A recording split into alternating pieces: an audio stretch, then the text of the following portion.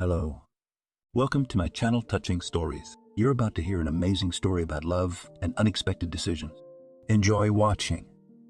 She ran after the car, hoping to catch up with it, to snatch her son, Jack, out of the hands of this terrible man. The weather was disgusting.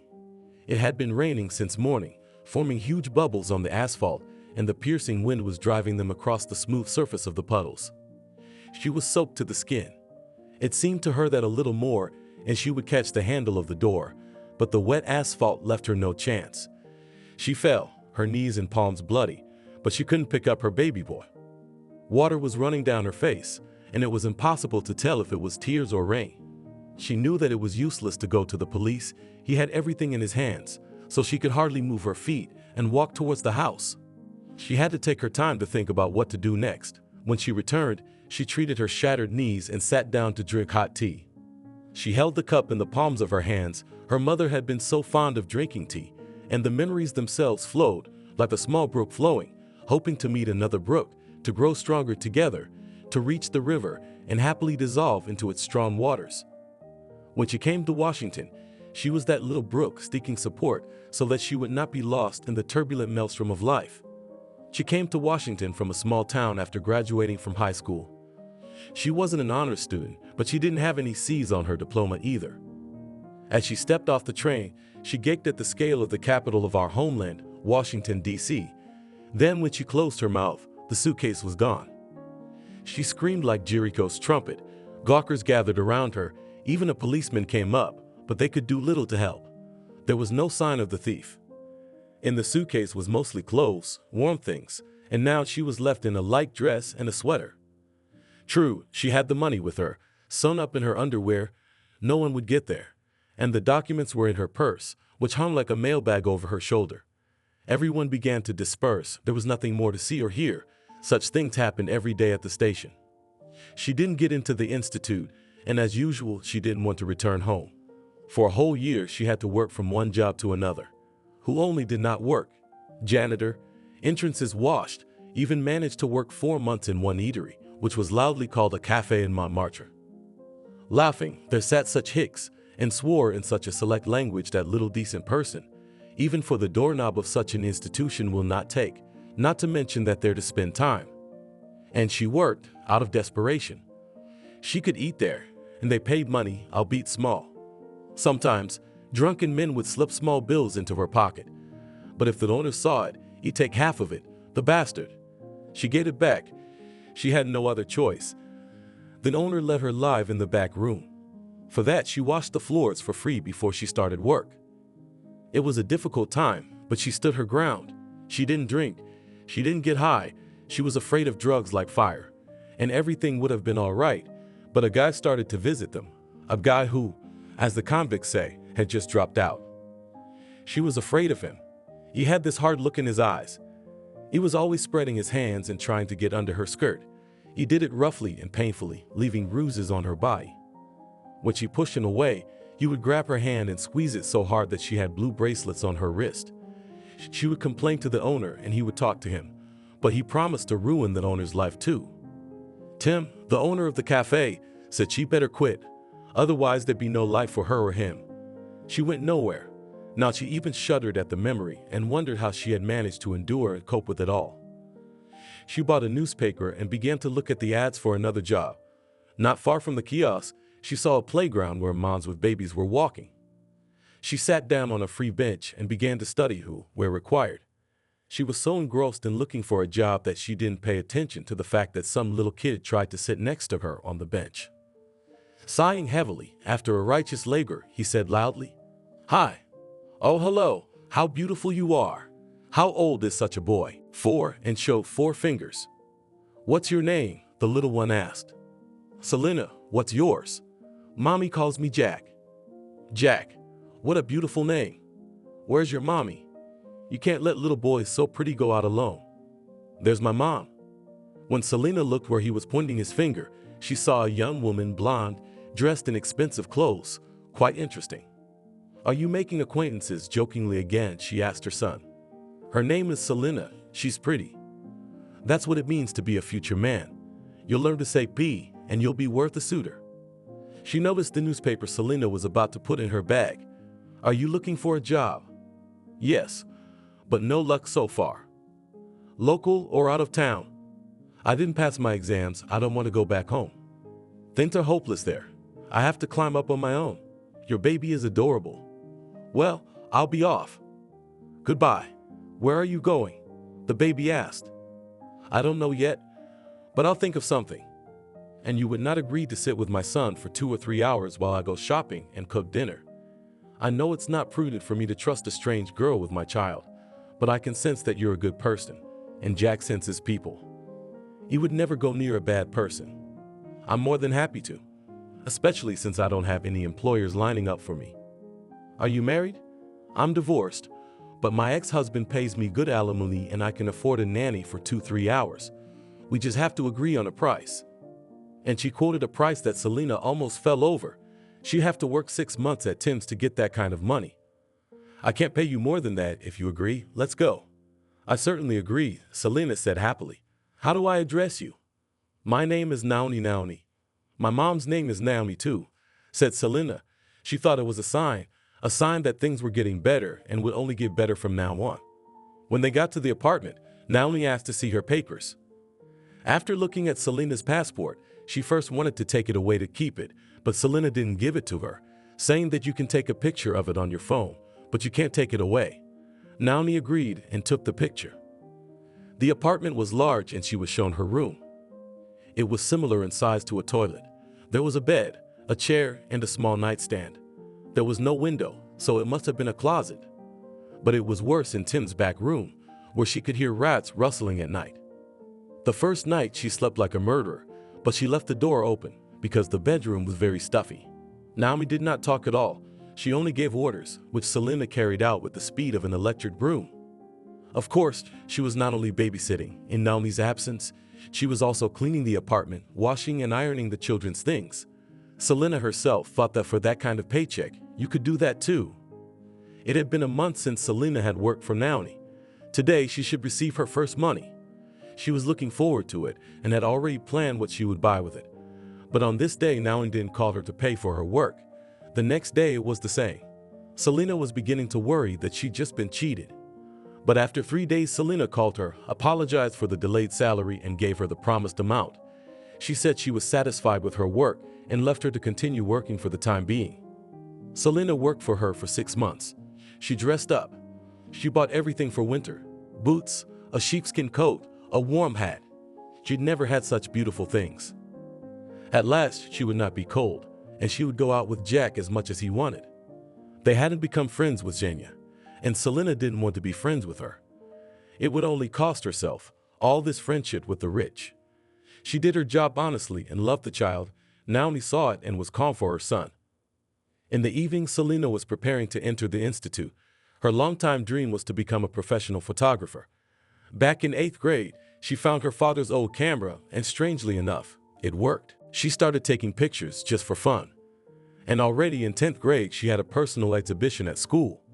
The exhibition was called The Life of Our Class. It was really life. The exhibition was wonderful. The whole district visited it.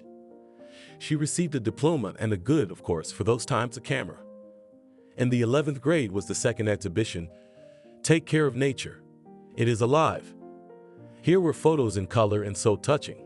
Squirrels eating from the hand, a hare with huge ears, standing on its hind legs. She spent hours standing or lying in the forest to capture an interesting moment. This is where her preparation for a great profession began.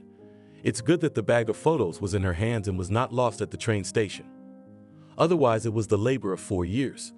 She showed the photos to Naomi, who marveled at how cool they were and said that she should definitely go to school. Selena secretly wanted to make a scrapbook about Jack. She had already snapped 2 tapes, and when Naomi wasn't home, she chose the best ones and sent them to the printer. On the day of the baby's birth, Selena had a gift ready, a beautiful album with photos of the baby. The most beautiful, in her opinion, she put in a frame. Naomi, seeing such a gift, wept, so it was touching. The baby didn't even know that he was being photographed, so the photos turned out to be alive. From that moment, Naomi helped Selena to work at weddings and exhibitions. Such orders were few, because this niche was densely packed with pros, but she was also a little lucky to earn a little money. With this money, she bought good equipment, film, and every free minute to improve her skills. After 6 months, Selena offered her to work at her friend's cottage. The house is small, you will be paid 2 or even 3 times more than me. Take it. I don't want to leave you and Jack. You become like family to me. Well, you have to earn money to pay for school, and you can't earn much from me. Naomi was right about that. She wouldn't get into the budget, and the tuition was not small. With a broken heart, Selena agreed. The house was really small, 2-story. Her duties included once a week general cleaning and 3 times a week just cleaning. She didn't understand the difference between cleaning and general cleaning, but she was too shy to ask, so she figured she'd figure it out as she went along. There were 3 people living in the house: the husband, his mother, and his wife. Things didn't work out with the husband's mother. She followed Selena around, watched what she was doing, how she was doing it, stepped over the mop, walked on the wet floor and said, "You're not cleaning well, very poorly. I'll tell him not to give you your whole paycheck. You don't deserve it." Selena cried, started to clean more thoroughly, as she thought, but it didn't help. Ariana still found faults and poked her in the nose. When she got her first paycheck, she decided to talk to Kathy, the landlady. "I want to leave you. I can't clean for you because I can't please your mother-in-law. She follows me around and pokes her nose where she thinks it's not cleaned properly." "Oh, come on, Selena. I'm happy with your work, and don't mind her." "You know, that's easier said than done. I can't be rude to an old man. I keep it all inside, and it makes me more tired than physical work. Let me go, please. Let's make a deal. You'll work until I find a replacement, and I'll talk to my mother-in-law." That evening, Selena heard Katie arguing with her mother-in-law. "If you keep sticking your nose in where it doesn't belong, you're going home. I'm not going to put up with you anymore. The 3rd cleaner comes in and you're putting her out. Why don't you mop your own floors?" "What? Me mop the floors? How dare you talk to me like that? You're a man of no family, no tribe. My son pulled you out of a dump, remember? He brought you home, clothed you, clipped you, educated you. Who were you, remember?" "I remember everything. I'm not a nobody either.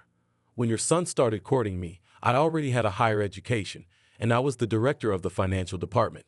And I was going to marry, by the way, the general director of this company. So don't tell me what a benefactor your son is. We're the ones with the mustache. I'm warning you again not to let Selena do her job. Don't you yell at me. You can't even give him a baby. You've been living here for a year and you're still empty. What kind of woman are you? I don't understand what he sees in you and still blows dust off you. When he gets here, I'll talk to him and he'll send you to your crazy mother and I'll stay here, got it?" "Got it. So are we gonna fight? Who's stronger?" "Well, let's give it a try. He can't spend his whole life with his mom. He needs a family. You're like that famous movie. Son, why do you need a wife when you have a mom? But you and I have different purposes. If you love your son, don't piss me off. It'll be bad for everyone. You'll be the first." Her mother-in-law was afraid of her because she knew how much her son loved her. "Why? Why doesn't he love me like that?" "I'm the mother." He had a lot to dislike her for. Being in the 11th grade, her son Nicholas, as his mother called him in French, fell in love with a girl from a parallel class. Veronica was a wonderful girl. Clever, beautiful, modest, studied remarkable. But Her Majesty love spoiled all plans. Veronica got pregnant, and Nicholas was to be the father. The boys agreed to get married after the final exams.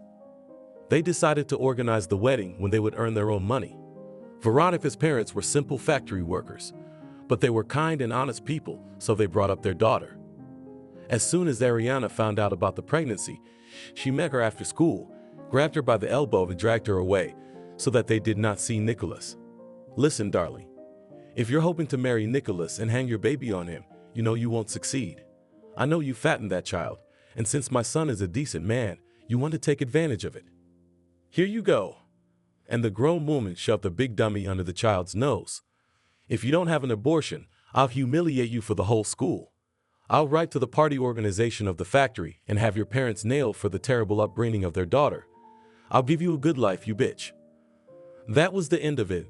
The next day, the whole school knew that Veronica had hanged herself. There was no note, no explanation. There was a child and no child. Nicholas took the death of his beloved girl very hard, even in the hospital. and only later he realized that it was his mother's fault. She made a sloppy comment about Veronica, and he realized it. He smashed everything at home. Everyone got hurt, but the deed was done, and Ariana had no regrets. And the son had since withdrawn and had no warm relations with his mother. He never invited her to his house, but he couldn't kick her out when she came. He's changed a lot since then. He's become tougher, more ruthless. It was these qualities that allowed him to organize and spin a very serious banking business. But with his wife, he tried to be loving and tender. Selena was in her second month of work, and there was no replacement. It seemed to her that Kathy was not looking for her, but it was fair to say that Ariana was no longer clinging to her. She walked around the garden, lay in the hammock, but never came near her. On one of the days, when Selena had finished cleaning and was in her room, they heard Ariana screaming. It turned out that Nicholas had arrived. She didn't like him right away. He had a sullen face, a crooked smile, and a suspicious look. I'd already know everything and you have to confess. She didn't want to work for them, and when Katie paid her for the second month, she reminded her that she wanted to leave. Well, Ariana's not bothering you right now. I'm not. I'm on it. Your salary is good. What's wrong with you right now? Selena, don't be a show-off. I'm used to you and I want you to stay. She called Naomi to see if she had someone to take her place. Naomi was happy to hear from her, but answered that her seat was taken. Selena was a little upset. She would have loved to go back to them, even at a lower salary. In the fall, Selena enrolled in the Institute at the Faculty of Fine and Applied Arts. She was highly recommended this faculty. It added skills to aspiring photographers. And also on weekends she attended photo school, where the real and recognized masters of photo art taught. Teachers noted in her personal qualities that photographers need: rich imagination, aesthetic taste, imagination, sense of composition, and most importantly, patience. The question arose as to how she would have time to clean the house. Kathy suggested that she clean twice after class and generalize on Sunday. Selena realized that she wouldn't pick up all of that, but Kathy made a killer argument. Do you have to pay for school? I do. Where are you gonna get the money from? I don't, so you're staying. Katie, you're hitting me where it hurts. Now I suggest you make a deal. Let's try it for a month, and if I'm exhausted and I can't clean, I'll take a lighter job, okay? It's a deal. A month passed. Selena worked her ass off. When she got up in the morning, she couldn't figure out what day it was and where she had to run to. One day after class, she had a good idea. She had a girlfriend at the institute. She was a very talented girl, even though she was from the country. She's a little mannish, but she's healthy, like blood and milk. Why don't I get her to help clean the house? She'll do the easier work, which also takes a lot of time, and I'll take the harder jobs. I'll give her part of my paycheck. I just need to ask Kathy's permission. Selena thought as she fell asleep, so she could wake up tomorrow and go into battle again. The landlady gave her permission to bring Danica, as she was called at the faculty, to see what would come out of Selena's idea. Dunia agreed at once and was happy to help Selena and earn money, of course. Katie enjoyed the cleaning. She went through the house, checking in the most unexpected places, but it was clean. Danica was accepted to help Selena. She was feeling much better. She had more time, which she could use for study, for going out into nature, and of course for the salon to tidy herself up. She got a short haircut, which suited her well, and she got her hands cleaned up and has been wearing gloves ever since. She'd been working in the house for almost a year. The main irritant of the piece, Ariana, had gone home. The house immediately became quieter and calmer. On that unfortunate day, Selena returned from the institute alone. Her partner was sick, and she had to do all the cleaning herself. Kathy was away on a business trip, and Selena decided to do a little cheating. She didn't clean the room she didn't live in, so she finished cleaning quickly. The bathroom and toilet were also in perfect condition. She didn't even look in there. She was lying in her room reading books. When there was a knock on the door, she sat up abruptly on the bed and said, "Come in." Nicholas came into the room and sat on the bed with her. It was the first time in a while, so Selena was scared. "Are you afraid of me?" She thought his tone was a little insolent. "No, of course not," Selena replied quietly and settled back in her chair just in case. "I've been looking at you for a year now, and I like you, especially your figure. You're very seductive." "Nicholas, I have to get up early tomorrow. Let's say goodnight to each other and part ways. I beg you very much." "Well, okay. Good night," said the host, got up and left the room. It seemed to Selene that he was too quick to agree to leave. She closed the door and lay down, but she couldn't sleep. She was pounding all over. She was scared out of her wits. An hour passed, maybe more. The house was quiet, and she fell asleep. She woke up to someone lying in her bed. It was the owner. "If you yell, I'll call the police and tell them you robbed me. You better be nice to me, and you'll be fine. Don't cross me." And he started to run his hands over her body, kissing her. She wanted to scream, but for some reason she had no voice. When he was done, he said, "Bah, you were a girl. I thought there was no such thing as a girl. Well, I'll say good night now." She was in shock. What was she going to do? How was she going to live her life? In the morning, he came to her again, but apologized and told her not to quit. "Choose. Either you go to jail for theft, I'll provide it for you, or you stay here as my mistress. I like you very much." He left the room and left $500 on the table. When she left for the institute, she put the money on his desk with the words, "I'm not a prostitute. I didn't give you the money for the night. I gave it to you so that you wouldn't deny yourself anything. I realize you're on a tight budget, so take it and don't suffer." He slipped the money into her pocket and went to get ready for work. That day, Selena didn't go to the institute. She walked around Washington all day. If asked where she had been, she couldn't answer, because she couldn't remember. Wherever her feet took her, that's where she went. She didn't want to go home. She couldn't see Nicholas. She felt sick to her stomach, but she came back in the evening. He wasn't home yet, which she was glad of. She did not clean up, but went straight to her room. She wanted to sleep, but she was afraid to undress and lie down. So she sat dressed and pecked her nose in her textbook. He came to see her at midnight. "Good evening, Selena," he said kindly. "Good evening, Selena," she replied in a low voice. He began to embrace her, trying to kiss her, but she broke free and said, "You are not pleasant to me. I do not want to have any dealings with you, much less intimate. I'm asking you to leave." "And who are you to give me your opinion? You're beautiful, you're sexy, but you're a maid. You don't have a voice here." And walking over to her, he began to pull down her jeans and underwear. Tears rolled from her eyes, and it turned him on even more. When she was naked, Katie's voice came from downstairs. "Veronica, I'm here." He came downstairs and hugged and kissed his wife. "You got here early?" "Yes, there was nothing else to do. I signed some very lucrative contracts. I think we'll do even better now. I always knew you were smart, but your mom says you pulled me out of the dumpster. Please, don't you know Ariana Mikhailovna?" She noticed he didn't call her mom. 2 days later, Selena approached Kathy when she and her husband were having dinner and said, "A friend came from my town and gave me a letter from my mom. She's in the hospital, asking me to come over." "What about the institute?" "We have a month-long plein air photo session. I have a lot of old photos, and we have many places in the city that give us unlimited opportunities. I've arranged with Daneka. She'll come and clean the house while I'm away."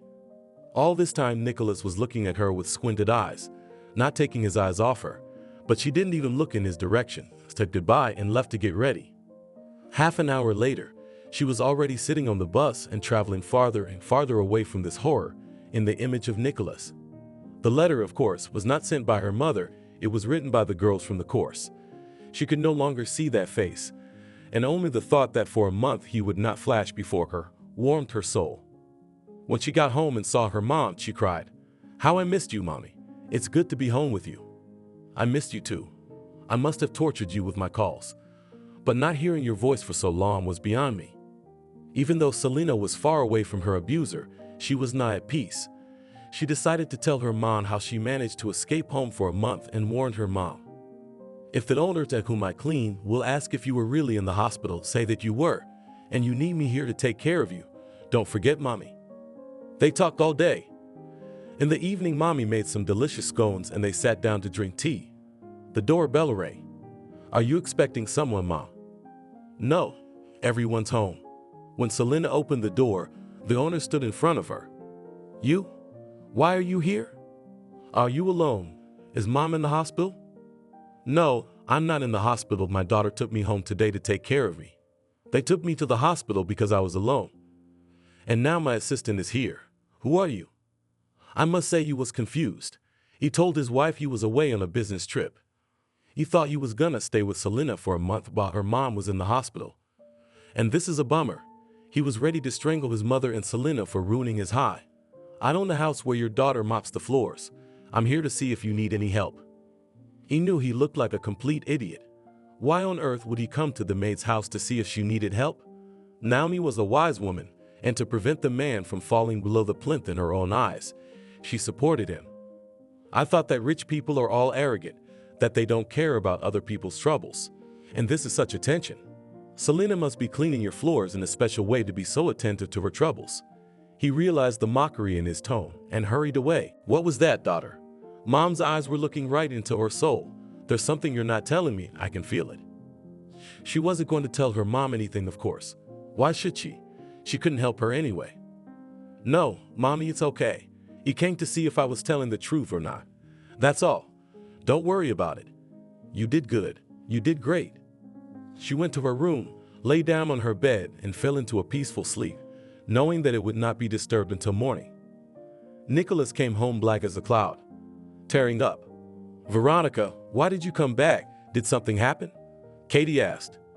Nothing. I just didn't want to leave you for so long, so I could send another employee. The husband lied. They'll give her a fun life when she gets back, he thought, hugging his wife and falling asleep. The month flew by like a day. She didn't want to leave her mother's house. She felt so at ease here. She had done a good job. She had done beautiful work, and she knew for sure that the teacher would like it.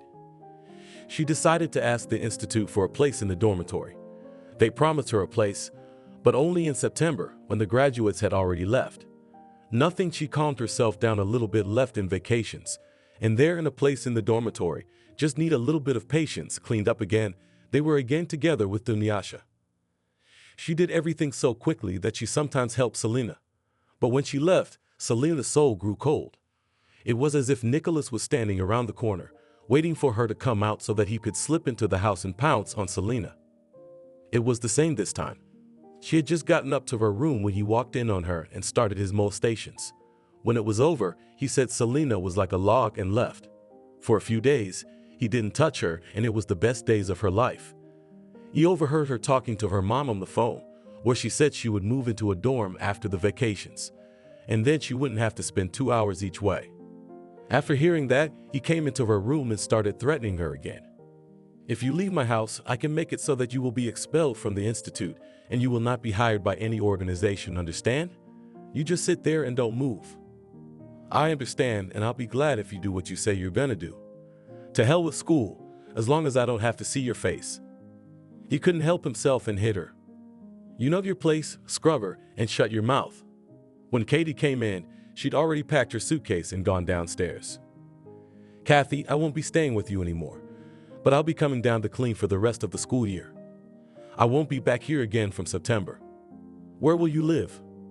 I'll get a room for now, and in September they'll give me a dormitory. Wait, I'll give you some money so you'll have enough to rent a room. Thank you very much. Goodbye. Nicholas stood there dumbfounded. She's lost her fear, he thought. Selena went to Dunyasha's dorm. She found a room quickly. Not far from the institute, she liked everything. Dunyasha helped her to bring everything to a godly appearance, and the room became clean and cozy. The school year ended. Exams were passed. Selena went to Kathy's to get her paycheck. The landlady gave her a good bonus in addition to her salary, and they said goodbye. A stone fell from her soul as she slammed the door of that hated house. As she reached the gate, she felt sick and quietly began to slump to the ground.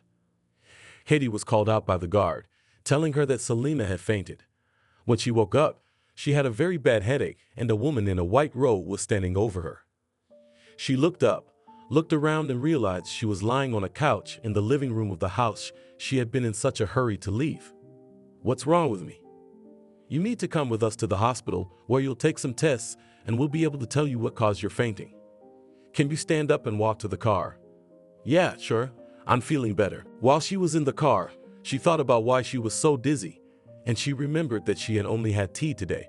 She didn't feel like eating this morning. Well, I can see why my legs are aching. I'm just hungry. They put her in the ward. She lay down and fell asleep. They woke her up early and told her to go to the lab. After taking all the tests, Selena lay there resting and reading a magazine. Then her eyes began to close and she fell asleep. She had a dream that she was pregnant and her son Jack was born. There was a man beside her. She couldn't see his face. He was always hugging Selena, playing with the baby, tossing him up, making the son laugh and his heart skip a beat as he flew upward. But he trusted the strong hands of the man who was tossing him up. Then suddenly the weather turned bad. Clouds covered the sky and it rained heavily. The man who had been beside him disappeared. She clutched her son to her and ran home. But someone's hands began to take her child away from her. She screamed and called for help, but Jack was taken away and driven away in a car. She ran after her, but never caught up. She opened her eyes. It was already dark in the ward. She looked at the time, 2 a.m. What luck that this was a dream. She twirled around for a long time before sleep took her in its strong arms again. In the morning she had her rounds and the doctor, looking at her tests, said, "Well, my dear, you are going to be a mom soon. The term is still very small, but at the end of April or the beginning of May will be an addition to your family. I don't see any joy on your face."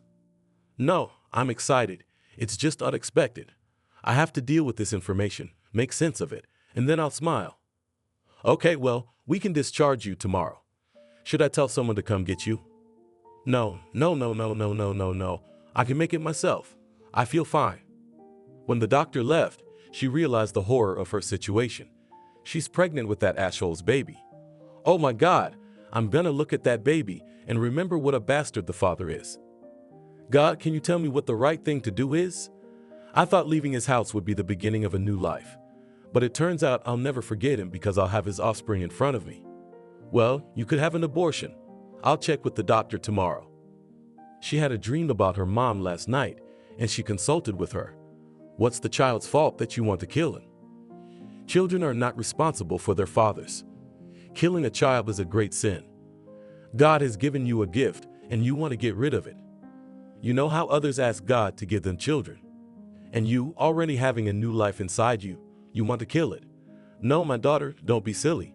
You might regret it later. When she woke up and remembered the conversation with her mother, she gave up the idea of abortion. As she left the hospital, she saw Nicholas waiting for her.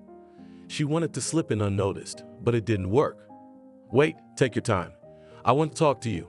The doctor told me you're pregnant. I don't want a baby with you. Here's $2,000. Find a good clinic and get an abortion. The rest of the money should be spent on food. You'll need to regain your strength later. Do you understand me?" She didn't argue with him. She wanted to get rid of him as soon as possible. "Okay, I understand you. I'll do it that way." So she'll give birth in April. That's good. She'll finish her 3rd year at the institute, and then a diploma. She won't have to go to the institute every day. Mom will come and help. We'll get through this. Everything will be fine. Pregnancy went well. The baby didn't cause much trouble. One day, Nicholas saw her from his car window. Bitch, she didn't have an abortion, she lied. He got out of the car and caught up with her. What are you doing? I told you to have an abortion. Are you getting bold now? She ripped out the hand he was squeezing until it hurt. Fuck you. It's my baby, not yours, and I'll decide whether I have an abortion or not. But he wouldn't stop. Now, I'll take you to a private clinic to a friend of mine, and he'll give you an artificial birth, so you don't have to breed Polomoski. Well, why should I give birth to a bastard? It could be a banker and hair. Washing machines can't give birth to bankers. My wife will give birth to a banker.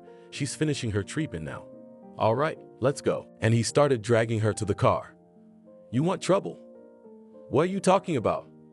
If it screams so loud, people would gather. The maid won't care, but the banker will be embarrassed. Look, I can't have an abortion. I'm conflicted. Only my first pregnancy will be successful. That's why I was strongly advised to keep it. She read all the literature, and the first thing that came to her mind was RH. He didn't even ask what it was. He just looked at her squeamishly, let go of her hand, and wiped his palms with a handkerchief. It's not contagious, don't worry. She was already laughing. Slamming the car door, he drove off to meet his wife. Nicholas saw Selena a few more times, but never approached her again. He was sure that she would not tell his wife anything and would not demand any compensation. Right on time, she gave birth to a boy. There was no question of naming him Jack. She had to rent a room again because her little boy, like all babies, cried loudly at night, and students should study, not listen to recitals. This time she couldn't get a room closer to the institute, but she managed to get a slightly cheaper one. She spent the $2,000 that had been given to her by her woeful lover, woeful father, and just whoa, she remembered that time with disgust. The first thing she put away was her tuition, the next 3 months' rent, and there was practically nothing left of that money. But she had some on her card, the money she'd saved when she'd lived at Kathy's. She knew she had a grandchild. She and her daughter had agreed that she'd come to help in September when Selena had to go to school. "Don't worry, my daughter, I'll come to see you at the end of August, and you'll be able to study in peace. Everything will be fine as long as your health is good." "Yes, thank you, Mommy. I'll be waiting for you." But these hopes were not destined to come true. There were constant trials and difficulties that she had to overcome. She was in a constant state of stress. Stress at university, stress at home. Neighbors constantly complained that the baby was keeping them from resting. She was too tired to keep her body in survival mode. Selena forgot what the joy hormone is. She simply stopped producing it. Constant sleep deprivation and weakness didn't allow her to work to her full potential. Maybe it would be easier to die, she asked herself. Why this struggle, pointless and exhausting, if there is no meaning to life? But at that moment, her baby boy would start to lurch, and she would come back to reality. No, she must fight for the baby, for herself, finally for life, or else. What was it all for? Jack was 4 months old. He was a big boy. He ate well, slept better. Selena started to feed him to keep him calm. Any day now, my mom was due to arrive. She packed 2 suitcases. She realized that she was leaving for at least 6 months. There was some anxiety in her soul. She sat down, prepared some medicine just in case, and waited for the neighbor to give her the keys. There was still time. She looked around her room, at the flowers she loved so much, stopped at Selena's picture, and felt such a pain in her heart that she couldn't breathe, not just to drink the medicine. She grabbed the back of a chair to keep from falling, but it didn't help. She fell, hitting her head on the table leg, and died instantly. By the time the neighbor ran in to get her keys, it was too late. The ambulance came, pronounced her dead. They called Selena and told her to come bury her mom. Good thing the baby was asleep and not in her arms. Otherwise, she would have dropped him. She grew up 10 years at once. Yesterday, she was still a child, and today she is no longer. There was a mom and there's no mom. Death is not something we want to think about, but it's something that awaits us all. And we should treat it with that in mind. Selena lay awake. It was night outside her window, thinking about her mom. Was it painful for her to die, or was it liberating? She asked questions she couldn't answer. Until it happened to her, she wouldn't know what happens after she takes her last breath. In the morning, Dunechka stopped by to seek her. She offered to go with Selena to help with the baby, but Selena asked her to stay home with the baby and watch him here. It's hot outside. There will be a lot of people at the funeral. He doesn't need such a stressful situation. And Dunyasha agreed. Selena had lost weight, stooped, only her nose and eyes were sticking out, with huge blue circles under them. When everything was finished, she was asked what would happen to the apartment. Maybe she would sell it. No, I won't sell it yet. I'm in such a state now that I can't think adequately. A year will pass, and I'll decide. She left the money for her roommate to pay the rent and went to Washington. It's a good thing she had Dunyasha. Kind, warm-hearted, understanding. She didn't have to say or ask for anything. She understood everything at a glance. She stayed with Selena to help her through her mother's death. They took turns going to the institute. Knowing Selena's situation, no one objected. She was an excellent student, talented. Everyone knew how serious she was about her studies, so they allowed the 2 students free attendance. The 3 of them went to the exams. One of them took the exams, and 2 of them waited in the corridor. So the girls passed all the exams. The last one was left, the main one on profession. It consisted of 2 parts, an oral examination of theory and practice. Rectorate of the institute rented the best exhibition hall, where the best students worked on the theme, Chattergrad. Selena had a lot of photos on this theme, but Dunyasha offered to give her personal photos when Selena was feeding her son. Dunya took her picture. You can't see Selena herself, only the baby in mom's breasts. The photos turned out great. Selena came up with a title for the photo, Lunch Break. Dunyasha was also among the best students. The exhibition was scheduled for June 1. It was timed to coincide with the Children's Day. Although Selena did not remind Nicholas of himself, he did not forget about her for a minute. Hiring a detective, he instructed him to find out where she lived and take some pictures of the child. A month later, the detective brought the address and 20 photos. He saw his son for the first time. What a handsome boy. He's a butthole. Well done, Selena, looking after the child. But he noted that the stroller looks a little poor and he is dressed like a son of a washerwoman. But I'll fix that, he said to himself. At the end of April, Selena and Dunyasha congratulated Jack on his birthday. There was one lighted candle on the cake, and the child looked at the fire as if mesmerized. The day was overcast, cool. It looked more like fall than spring. The girls made a real holiday for the baby. They bought balloons, wrote posters, glued Jack's picture on them. He pointed his finger at them and said, "I'm." Toward evening, Selena and her son went to see her friend off, but they didn't go far. The wind was blowing too strong. As they walked back to the entrance, someone behind her clamped her mouth and snatched the child out of her hands. She turned around and saw a man running with her baby to the car. It was Nicholas' car. The baby was screaming hysterically. He was terrified. She ran after the car, hoping to catch up with it so she could snatch her baby boy, Jack, out of the hands of this scary man. She was soaked to the skin. She thought it would take her a little longer to get a grip on the door handle, but the wet asphalt left her no chance. She fell, smashed her knees and palms bloody, but she couldn't pick up her baby boy. Water was running down her face, and it was impossible to tell if it was tears or rain. She knew that it was useless to go to the police. He had everything covered, so she walked towards the house. So he did want the son of the washerwoman? The bastard, the scoundrel.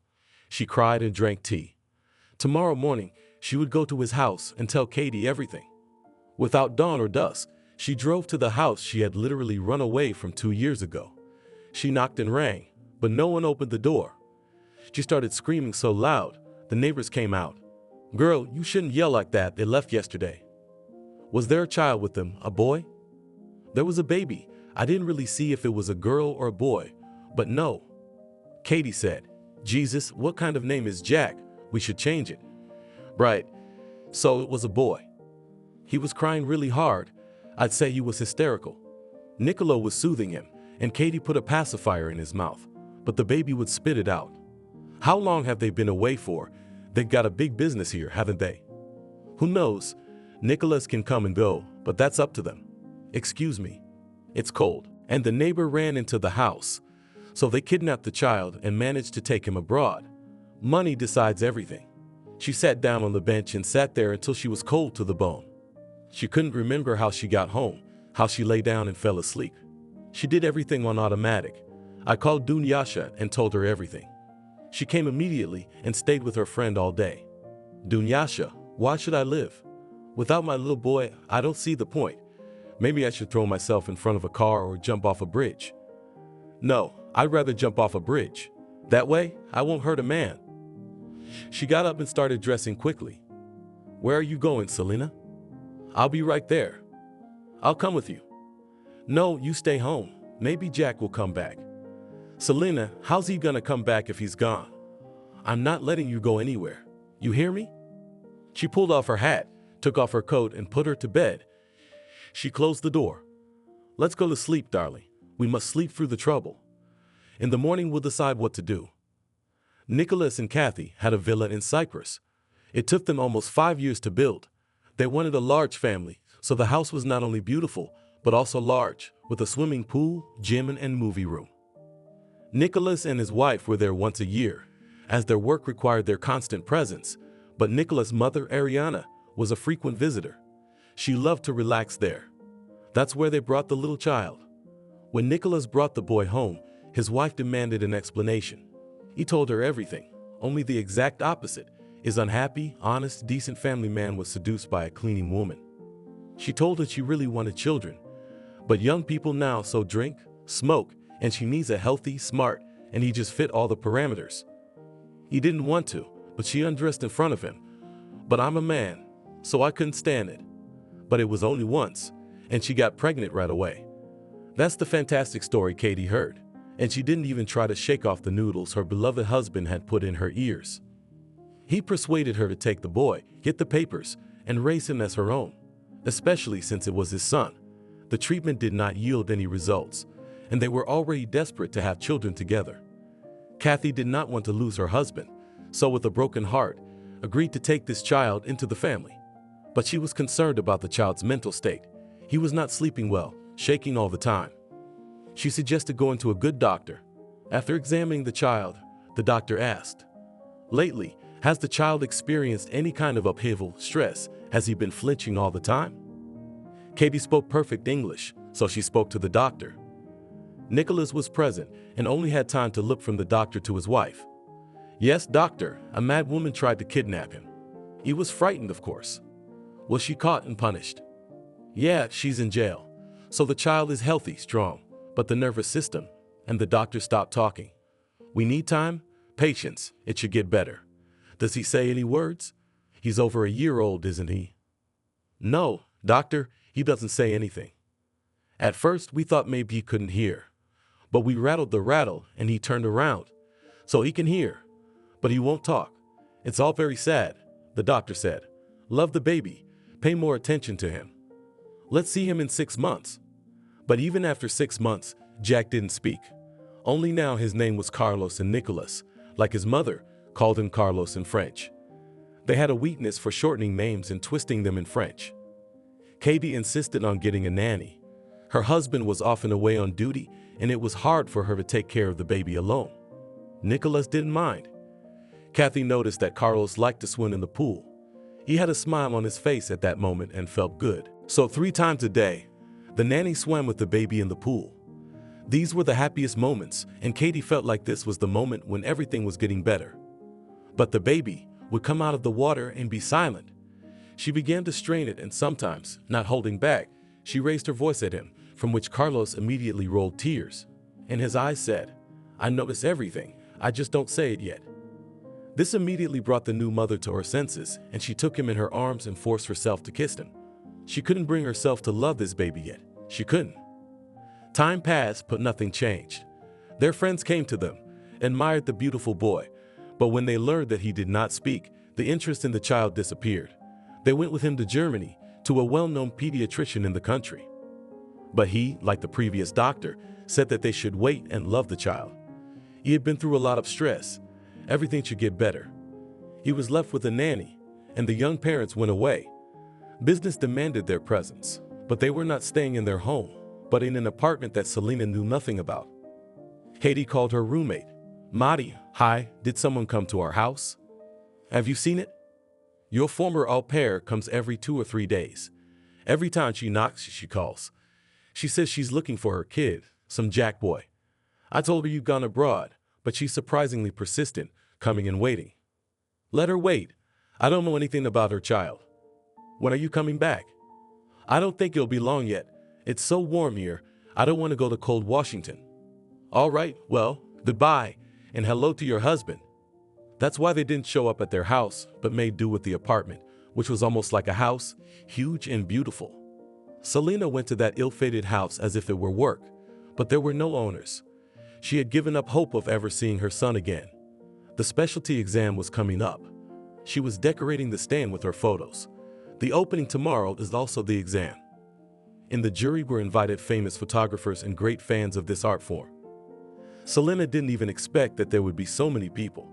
She stood near her exhibition, looked at Jack and cried. People came up, looked and not knowing that the author had his back to them, said very nice words. There is life in these photos.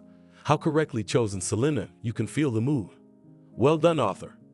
She, of course, was pleased to hear all this. At another time, she would have been jumping for joy, but not now. Hello, she heard behind her back. Do you know the author of these photos? It's something marvelous. Selena turned around and saw a man in his 40s, elegantly dressed, wearing black-rimmed glasses that suited him well. He was handsome. Selena smiled even through her tears. Hello, I'm the author. Why the tears? It's personal, don't mind me. There are better works here, maybe even better. Look at these, and she pointed to the exhibition of Dunyasha's work.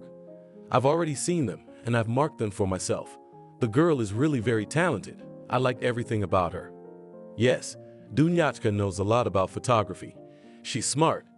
The next day, the results were summarized. The first place was taken by Dunyasha. Everyone was very happy for her. The second place was given to Victor. The guy did wonderful work. And the third place was given to Selena. All received prizes and cash awards. Already at the exit, Selena approached the handsome man and introduced himself. I am Jacob Vasilievich, or rather just Jacob. I congratulate you on graduating from the institute and invite you to the restaurant. Thank you for the congratulations, but no, I don't feel like going to a restaurant. I'm sorry. I'm going home. You're insulting me. I want to congratulate you from the bottom of my heart and offer you a good job. Take it. Selena was hooked on the job. She really had to find a way to settle down. If she could get her son back, she should have the means to raise him, and she agreed. They talked a lot about photography, as it's fashionable now. Especially the black and white photos are touching. Only in the restaurant Selena felt how hungry she was, and to Jacob's question, "What will you eat?" she answered, "Everything." He smiled. He liked that answer. They had seafood, and he ordered mussels. She looked at them in disbelief. "You should try it. It's delicious." And Selena closed her eyes and swallowed, but she couldn't contain her emotions. "Oh, it's divine." And they both laughed. It was the first time in 2 months. She was distracted from her heavy thoughts. Jacob was a very interesting man. He knew so much about photography, as if he had graduated from the institute and not Selena. She wanted to compliment him, but he got a text message on his phone. He apologized and started looking through the messages. It turned out to be a photo. He smiled at what he saw and said, "Partner sent a photo with his son. They're on vacation in Cyprus," and showed Selena. She saw Nicholas tossing Jack up, and for some reason he wasn't laughing. Katie was standing next to him and clapping her hands. When Selena saw the pictures, the champagne glass fell out of her hands and she started to slide off the chair. Jacob rushed to her aid and carried her outside, but she wouldn't come to her senses. Water was brought in. Jacob wiped her face, and she opened her eyes. He called for the waiters, paid, and asked, "Where to take you?" She looked at him with her big cherry-colored eyes and didn't say anything. Or rather, she tried to say something, but he couldn't hear a single sound. She began to tremble. Then he decided to take the girl to his house, and there we'll figure it out. Selena warmed up in the car. She stopped shivering and thanked Jacob. At home, he laid her on the couch, covered her with a warm blanket, and she fell asleep. She woke up when it was night outside her window. So she and Jack are in Cyprus. Why is Sonny so sad? He must miss her. My darling boy, how I miss you too. She got up and left the room and saw Jacob sitting at his computer. She walked over to him and said thank you. She apologized for ruining the evening. "Jacob, can I see the pictures your friend said again?" "Sure, here, take your phone and look." She went to her room and looked at her joy, and tears dripped on her phone. "Selena, you're going to break my phone like that." She flinched in surprise. "Selena, no, don't worry, here you go, I've already looked at it." "I'm kidding, your tears are dripping on the phone." "Yeah, sorry Jacob." "Selena, why are you crying when you look at these pictures?" "Because that's my son, kidnapped by that man." "What?" "Selena, you and I are going to have tea and you're going to tell me everything." "Okay." She didn't even know why she agreed so quickly. It was 6 months after Nicholas brought his son to Cyprus. He saw that his wife didn't love the child as much as he would have liked. She never kisses him, never hugs him. Carlos was with the nanny all day. One day Kathy handed him an orange and asked, "Do you want one?" "Yes," said the kid. She couldn't believe her ears that it was her son. His wife called Nicholas and told him the happy news. Carlos spoke. He immediately arrived and decided to see for himself that his wife had not imagined it. Nicholas approached the baby, held out his hand and asked, "Shall we go swimming?" And the child, stammering, barely said, "Let's go." The fact that his child stuttered killed him. God, why do these troubles on a child's head? From that day my son began to speak, but he stuttered very badly. To pronounce a word, the baby had to tilt his head, curve his mouth, and constantly take in air. My wife yelled at the whole house, "Get him out of here, I can't bear to see him stuttering." Nicholas was upset himself. He decided to see the doctor again.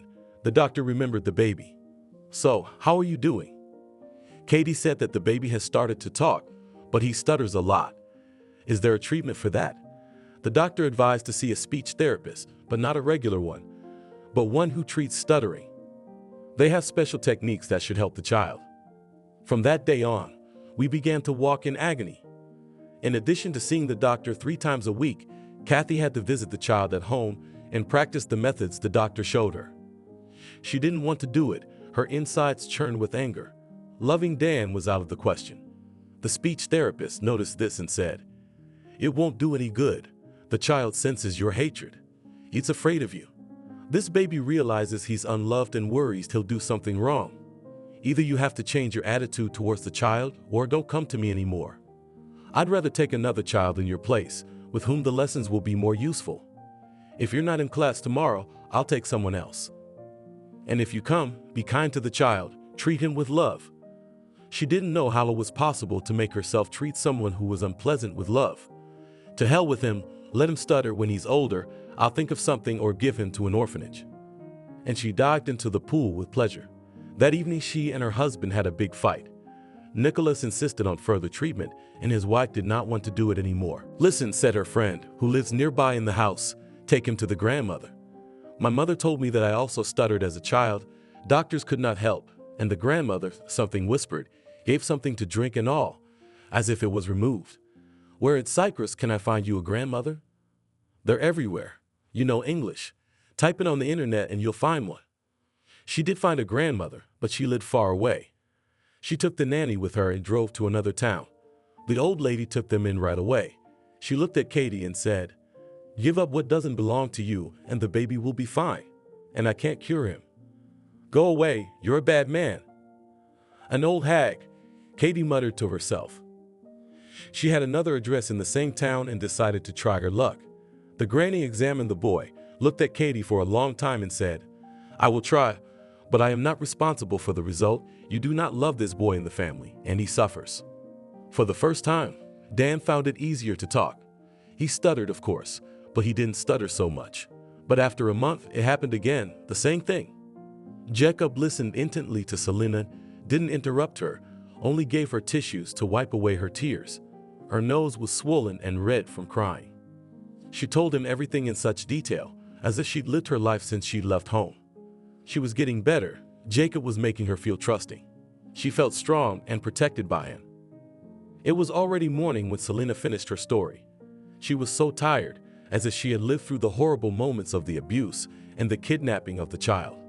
"I don't believe my ears. I don't believe what you're saying about my partner. A decent man, a great professional for a minute. Well, one doesn't preclude the other. I understand it's hard to believe what I told you, and I won't take offense at you if you say you didn't believe me. But it doesn't change anything. I know the baby is not well there. He misses me as much as I miss him. But what can I do? I'm a scrubber." "Well, why do you talk about yourself like that?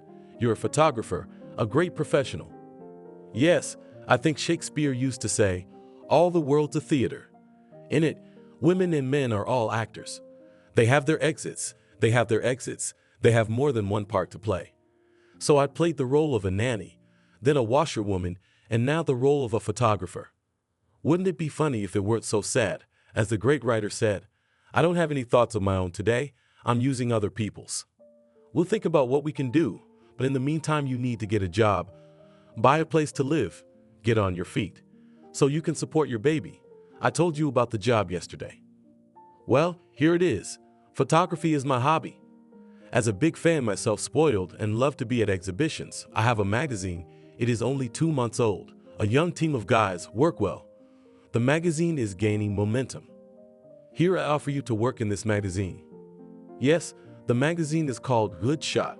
Why don't you be a photojournalist for a while? I'm not going to confine you to a theme. You have great taste. Choose your own subject and bring it to the editorial office. You'll always have a whole spread. I'll tell that to the editor-in-chief. But from you will still need to these photos a small article, so to speak the author's view of the problem. I'm very interested in this work. I agree. Thank you very much, Jacob." And so Selena began her new life and the preparation of the material base for her return. Jack, and back in Cyprus, things were heating up. Carlos was also stuttering. Katie only came to him when Nicola came to visit. Otherwise, he was in the care of his nanny from morning till night. She hugged him, stroked him, felt sorry for him. This young woman saw that nobody needed the baby. When guests came, the baby was sent with the nanny to the backyard, so that the guests did not see these struggles when the child wanted to say something. The baby did not yet realize that he was shy, but his little heart felt that he was not loved. Once again, Nicholas flew to Washington on business. Katie let the nanny go, picked up the baby, and flew to Washington as well. She found the orphanage and snuck onto the property like a thief. It was early morning. She sent him on a pebble and told him to wait for her here. The kid nodded. In her jacket pocket, she put a note typed on the comp. Carlos, age 2. She left the name new and gave her maiden name. And she ran away. So she won't find him for a long time, thought the cheerful lady, flying back to Cyprus. The child was spotted by a woman carrying laundry to the laundry room. Without getting anything from him, took him to the head of the orphanage. A few days later, Nicholas arrived. He did not even immediately feel the child's absence. Only the next morning he asked, "Where's Carlos? I don't see him?" "You'll never see him again. I gave him to an orphanage. I'm ashamed to show him to my friends and acquaintances. I don't have kids of my own and I don't want them." "What did you do, you fool? You should have at least given him to his mother. And now what do you mean that with living parents the child went to an orphanage? Why should I give my child to that whore?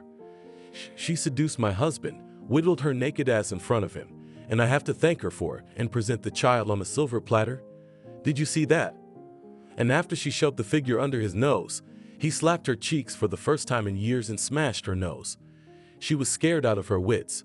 It was the first time she'd seen Nicholas like that. It turns out he's terrible when he's angry. "You're going to go and bring the baby back." "I won't. I'd rather leave you."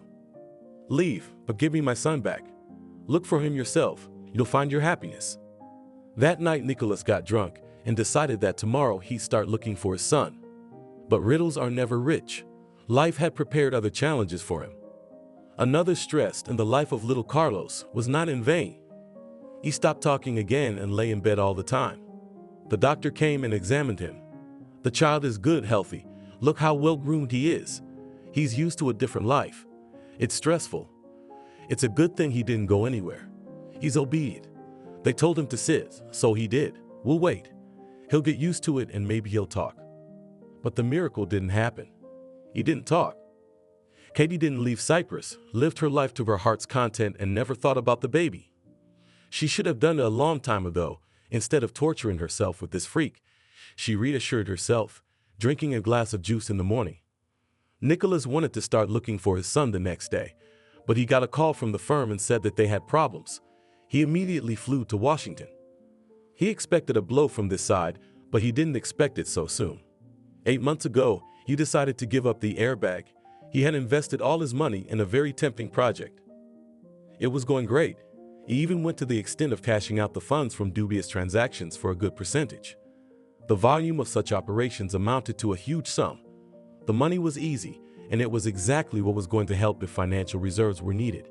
But the tax audit discovered and quickly figured out the whole chain of cashing out very questionable money and blocked the funds. He didn't have the finances to correct the deficiencies and save the business. It was threatening to collapse. He ran to Jacob. "Help me out, the business is on fire. Lend me some money." "Nicholas, I've got them all on file. You know I started a magazine and some of the money went into it. I can't help you this time." He had no one else to go to. He didn't want everyone to know about his predicament. He decided to put a mortgage on the house, and once the business was running smoothly, he'd buy it back. Without telling Katie, he mortgaged their mansion. The money he got helped him get his head out, but his tail got stuck. They started dragging him through the IRS for cashing out. His wife knew someone at the IRS, so he had to call her. "Come here.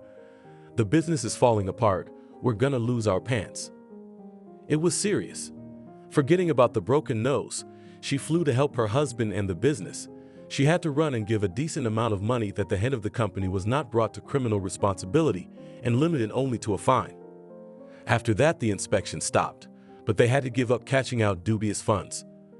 It was a pity to give away such an easy income, but here they had to choose the lesser of two evils. This time the lightning flashed, but not before the thunder. Nicholas had a heart attack and spent a week at home under the care of doctors. They decided to live in Washington so that they could control the work. There was nothing to rush to Cyprus now. The child was not there, so it was safe to stay in the apartment. Nicholas thought about his son all the time and did not know from which side to approach the problem. He decided to talk to his wife and apologize to her for having offended her. He thought about what gift to surprise her with to tell her where the child was. She missed her husband too. She loved him after all. So she was looking for any excuse to make up. And it didn't take long. Jacob came to visit. They were happy to have him over. They set the table, put some good wine from Cyprus on the table, and had a very pleasant evening. Jacob asked, "Where is your baby? Hadn't you heard from him all evening? Show me your treasure." Nicholas looked fearfully at his wife, but she quickly realized and replied, "We sent them with the nanny to the sanatorium. Let them rest, gain strength." For a long time. Yes, they had just left. They had 2 vouchers for 2 terms. "I'm sorry I didn't get to see the baby." "Well, next time you'll brag." After saying goodbye, he left his partner's apartment. Selena plunged headlong into her work. At home, she made a list of topics that would be of interest to the magazine's readers. She traveled to nature, went to the north, was in Kamchatka. They brought wonderful material, which was a decoration of the magazine. Her photos complemented the articles, which were introductory, and the readers liked it. She had excellent relations with her colleagues. She was active in her work, and what models she had for children, just a sight to behold. She would go to the park, sit on a bench and work. Photos turned out alive, because the children did not pose, but just lived, walked, cried, fought, and hugged. It was these works readers liked the most. After working for a month and receiving her first paycheck, she also received a bouquet of flowers from Jacob and a beautiful card with wonderful words. "I want to congratulate the person who has the gift of preserving the most joyful and exciting moments of life. I wish you bright flashes, successful lighting, creative ideas, and only happy faces in the frame. Do not stop on your achievements, dare to dare, search. Inspiration does not visit the lazy, an admirer of your talent, Jacob." It was very nice and touching. But when she came to the empty apartment, her mood sank to 0. She thought of her little boy. She imagined how big he was and how good it would be for the 2 of them. She was living in a rented room for the last month. After selling her mom's apartment, she looked for a 2-bedroom in Washington. It was a lot of money, so she took out a small loan for a year and a half and expected to pay it off in time. She didn't forget about her son for a minute. Her former owner's house was closed and no one was still living there. When she met Jacob, she asked him to find out when Nicholas and his wife and child would be arriving from Cyprus. Jacob didn't want to tell her at first that they had long ago arrived and were living in Washington, only Jack wasn't with them. Selena would be worried, crying, but nothing can be changed yet, and he doesn't know how to help. He has some thoughts about it, of course, but he has to wait until the kid comes back and then act. So he told Selena that they are back, but Jack is at the sanatorium with the nanny. As soon as they get back, he will tell her. And Nicholas was walking around his wife, complimenting her and telling her he loved her just like the first day he met her. Kathy understood what he needed, pretended that she was pleased to hear it. By the way, she was really pleased, but she was not going to say where the child was.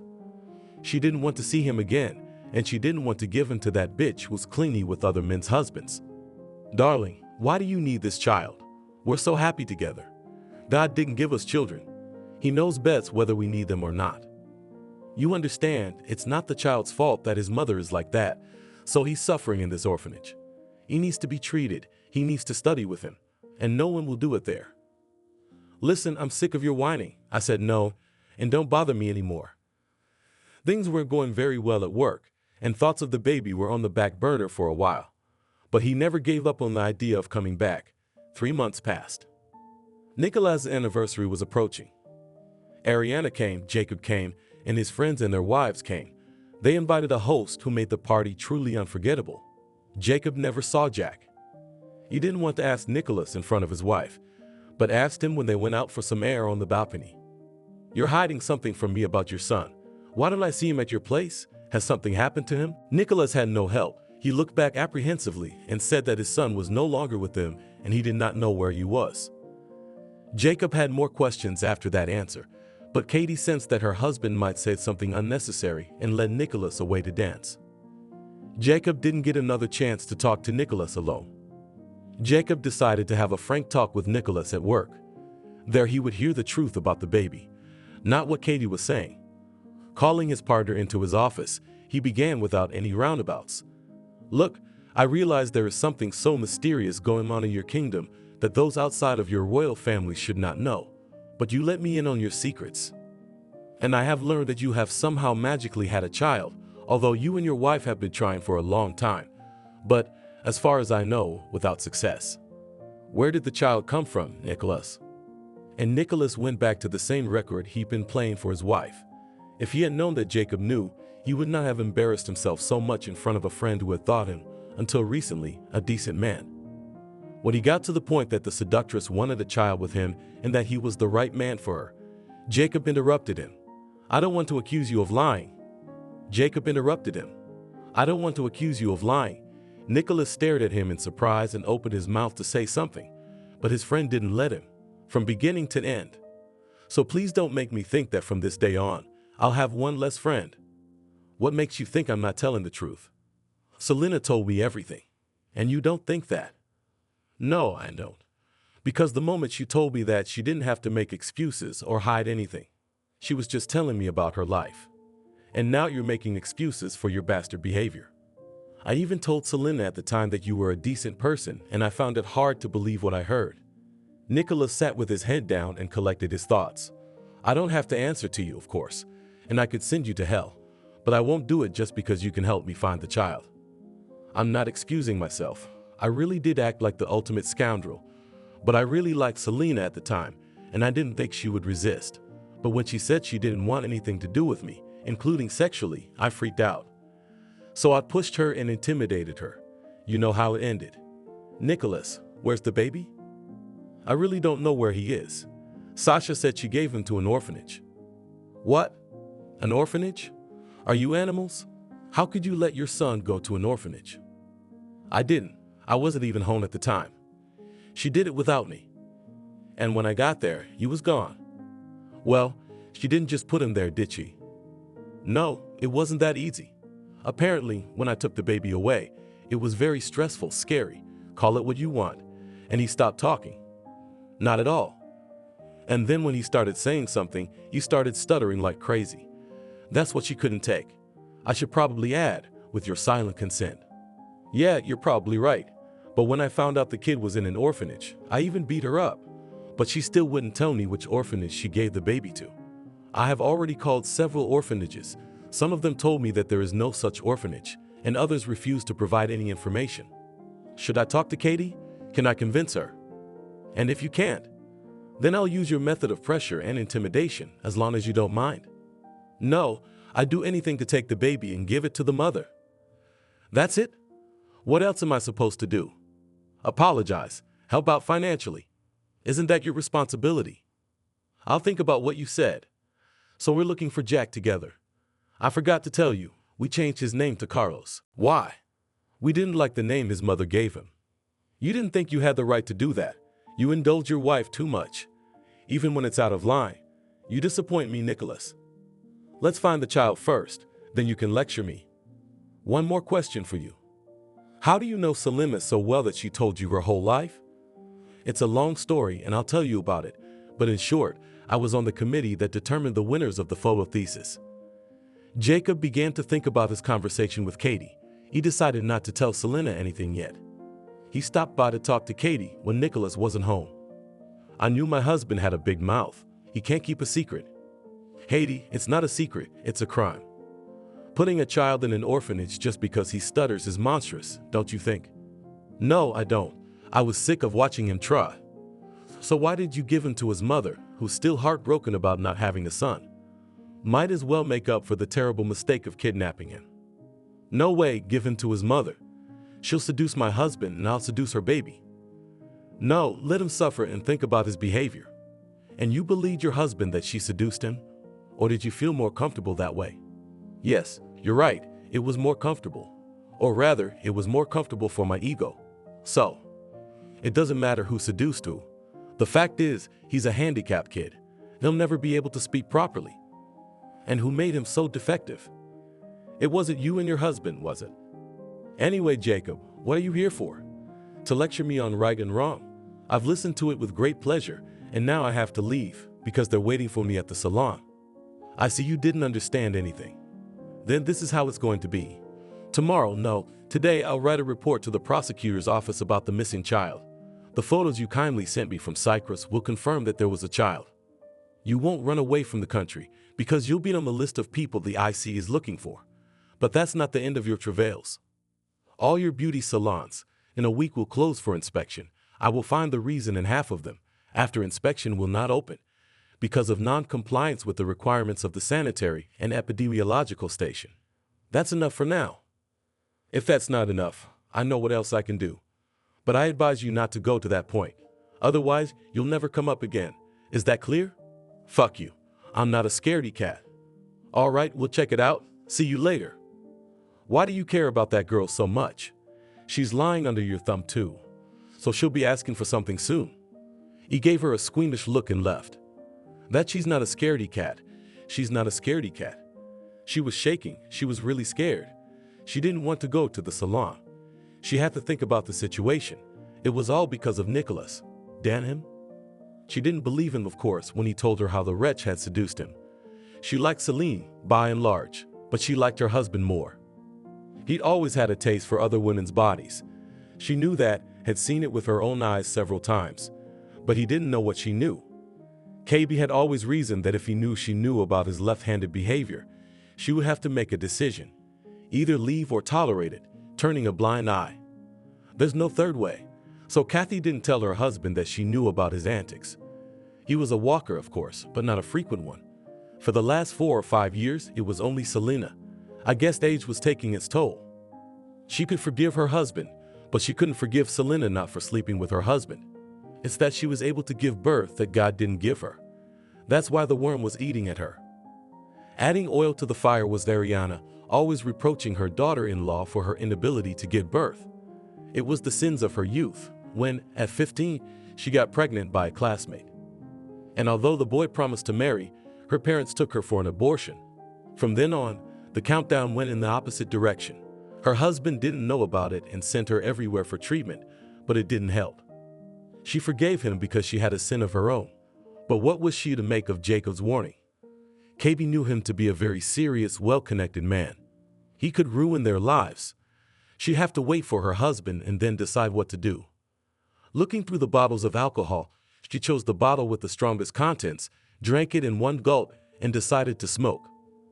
In this state, she was caught by Nicholas, who came home from work. Selena was organizing her new apartment. With each paycheck, she bought some necessary thing in the apartment and rejoiced like a child. Gradually, the apartment took on the appearance of a beautiful living space. She was not desperate to find a son, so she arranged a nursery in which from all the walls of the beautiful eyes of her Jack looked at her. She had no idea that her Jack, long ago Carlos. Jacob hadn't told her anything yet, and she didn't feel comfortable bothering him with the same questions every time. He knows everything, and if there's any news, he'll tell her, Selena thought. She was working hard, taking beautiful photos. She had clients who wanted photos from this particular master. She regretted that she hadn't reported the theft of the child. Maybe they could have helped after all. Maybe now it wasn't too late. And what will she answer to the question, why did you wait a year and a half? She will tell the whole truth. There is no other way. Her thoughts were interrupted by the doorbell. Well, at last I'll be able to see what kind of a nest you've bought for yourself. Jacob burst into the apartment with flowers and presents. He held out a beautiful bouquet of roses for you, a huge round cake for tea. When she opened it, it said, "Happy housewarming. And this is a combined harvester for you in the kitchen. Let the machinery and electricity do the work instead of you." Maybe remember, there was a song. We'll have electricity to plow and sow. I don't remember. It's so good that you came. We'll have tea now. Maybe you want to eat. I've got tasty soup. No, thanks, just tea. All right. He went into the nursery, and his heart ached with pity for this little man who endured all the difficulties arranged by foolish adults. It's all right, little one. I'm sure you'll be with your mother soon, and God and your mother will help you to forget all this horror soon. You probably think you can't be loved because you're bad and you stutter, but you're not. Bad adults who put their ambitions ahead of the health of such a wonderful baby. What do you think of your son's nursery? Wonderful, everything is made with such love. You are good, and your photos are as good as ever. He felt she was waiting for news from him, but he couldn't tell her anything yet, so he tried not to look in her direction. Selena felt it and prayed to God that he kept silent, not because the news was bad, but because there was simply no news. So the two men sat there, drinking tea and understanding each other with half a glance. "Jacob, do you think they'd believe me if I went to the police and reported the baby stolen?" "Before they would believe you, they ask you 1,000 questions that you have to answer. Are you ready?" "I'm ready. Because I'm only gonna tell the truth." "That's good, but the police, the courts are organizations that require evidence and witnesses. You don't have either of those, do you?" "Almost. I have a few things. A birth certificate. Dunyasha will tell you everything." "What can Dunyasha tell you?" "Just your word for it." "That's not proof." "You understand, Selena, I don't mind you going to the police. I don't mind you not being made guilty afterwards. But if you do decide to go, I'll help you get a lawyer. A good lawyer. You'll go with him so you don't get hurt. So it's up to you. But before I ask you, wait a week. Maybe you won't have to go anywhere. You've waited so long, honey. Just wait a little longer." "Okay." "Okay. Do you know anything about the son? Do you have any news? I don't want to give you half news in a week. You'll have the whole picture, trust me." She was so touched by his concern, so she couldn't help but hug him and say thank you. "Come on, I haven't done anything yet. Everything will be all right." And in the kingdom of crooked mirrors, there was a scandal. The wife accused her husband of betrayal. "Why did you tell Bora that I gave the child to an orphanage?" "Because you did it without my wishes. This is my son, and you had to tell me about your decision. You did what you did, like the last." "Well, go ahead and insult me. You were glad you didn't have to see him anymore. You were the one who sent him and his nanny out back, away from the guests. Only you were afraid to admit it, and I wasn't. I made the decision for me and for you. You wanted it too. You're just a coward. Are you done? Now listen to me. Give the baby back, and we'll forget this whole thing like a bad dream. I'm having business problems again." "How's that?" He said, "A week." "Who said that?" "Jacob came by. He was so scared, but I thought you was joking. He promised to inspect my salons." "That's what you've done, you stupid woman. Tell me where the kid is and I'll go get him myself." "No, I'll go to the orphanage tomorrow and see if he's been adopted. That would be the worst case scenario for you. Then you won't avoid the collapse of your business anyway." At night, when his wife was asleep, Nicholas called Jacob and told him that his wife would go to the orphanage tomorrow. "You have the opportunity to follow her car." "Okay, at 8 o'clock sharp the car will be at your house." Nicholas left for work in the morning and asked his wife to call about the results of her trip. "Okay, I'll call you as soon as I know something." But she wasn't going anywhere. She decided to tell her husband that Carlos had been adopted. She took a bath, soaked in bubble bath for 2 hours, then drank coffee. Then she sat down at the computer and hung out there for 3 hours. She came to her senses when Nicholas called. "Why don't you call me?" "I'm worried." "Yes, I'm driving home in the car and I'm thinking how to tell you so you don't worry." "No, Carlos. The supervisor said you was adopted by foreigners in a month and they took him away just the other day. But I think they'll cure him abroad and he'll be fine there. Don't worry, Veronica." He called Jacob right away and told him the results of the trip. "I did everything I could, but the boy was taken away. When your wife hasn't been out of the house, she's lying to you and you're letting her do it. My guys are still outside your house, and so is your wife's car from last night. Are you telling me the truth?" "I'm telling you the truth. You tell your wife I did everything I could, but she thinks I'm kidding. I don't like to be taken for a fool. She's your wife, you can take it. But I won't." And he passed out. When Jacob came into his office, he was wasted. "Are you drunk again? You've been drinking a lot." He smiled pitifully and said, "Alcohol is the anesthesia for the operation called life." And he dropped his head on the table. He didn't go home, but slept in his office. In the morning, Katie got a call from her salon saying they were being audited. The salons were closed and the health inspector's office was everywhere. She regretted that yesterday she hadn't gone to the orphanage as promised. She quickly got dressed and flew to save her business, but she saw a whole new group of people, mostly men, who refused to be nice to her and did their jobs. She started calling Jacob, but he was unavailable. She got through to Nicholas and asked where Jacob was. "He is working. He's at the office." "Yes, I'm going to go to him now." "It's no use. He banned you from the company. Why did you lie to me saying you went to the orphanage? You ruined the child's life, your life and mine. 3 salons closed, saying they'd come tomorrow to finish the job. The next day, early in the morning, the firemen showed up. They issued a citation. One of the salons had an evacuation exit blocked with broken chairs and other junk. Another salon had a door that swung inward when it should have swung outward, and they've already been ordered to fix it. Impunity corrupts, so Katie spin on that order, as she did on the others, always hoping to buy her way out, but not this time. There was the smell of a storm in the air. She and Nicholas had quarreled again, but she gave him her word that tomorrow morning she would definitely go to the orphanage.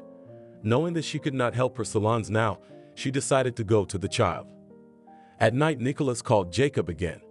Tomorrow, she said she would definitely go to the orphanage. I thought so. She realized that she can only joke with you, but not with me. Okay, I'll send the guys over. At exactly 9 in the morning, she left the house. The boys followed her. The drive took about 2 hours. She was a little tired. Because she had been too relaxed last night, drinking and smoking, so her head was heavy and her face wrinkled. When she arrived at the orphanage, she went straight to the headmistress. What do I owe you? Veronica asked. I want, or rather my husband and I want to adopt a child, preferably a boy. The age of 2, maybe a little more than 2 years. Are there such children?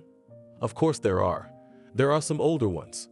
Unfortunately, there are a lot of unfortunate children. Let me see your papers. Here you are, my passport. How old are you? And you still don't have children of your own? No, God doesn't give us children. Come on, let's go to the group. Before they go for a walk, take a look. And she led her down the long corridors, where in some places the paint was peeling off the walls, past the kitchen, where she did not like the smell. It smells like a poorhouse, Katie thought. Here we are. Hello, kids. Katie looked at the children and immediately saw Carlos among them. The children stood quietly looking at the strange aunt. Suddenly, Carlos came up to her and put his arms around her legs. He must have remembered and recognized her, but he couldn't say anything. Katie's legs gave out and she sat down on the chair. Carlos put his hand on her lap, then looked at her with his kind baby eyes, moved his lips, but there was no sound. She stroked his head, and the baby went back to the children. And then all the other children also ran up to the strange aunt, and everyone wanted to lie on her lap. Here, the supervisor and the teacher took the children and sat them down on the carpet on the floor. Tears were streaming down Katie's face. She ran out of the group and leaned against the wall, crying. Veronica took her under her arm and led her to her office. These children are looking for a mother's caress, and every arrival of some people gives them hope that happiness is possible, that their mother will find them. It's very hard to watch. It's impossible to get used to. In the office, Katie drank some water and asked to tell about the boy who came to her first. It's a strange story, the superintendent began. 4 months ago, we found him sitting on a big rock. He had his hands in the pockets of his jacket, and in one of them he clutched a small note with his name, surname, and age written on it. The child is beautiful, clean, so well groomed. What a bastard you have to be to abandon a child like that. Everybody loved him very much. He's bright, and if he could talk, he'd have been adopted a long time ago.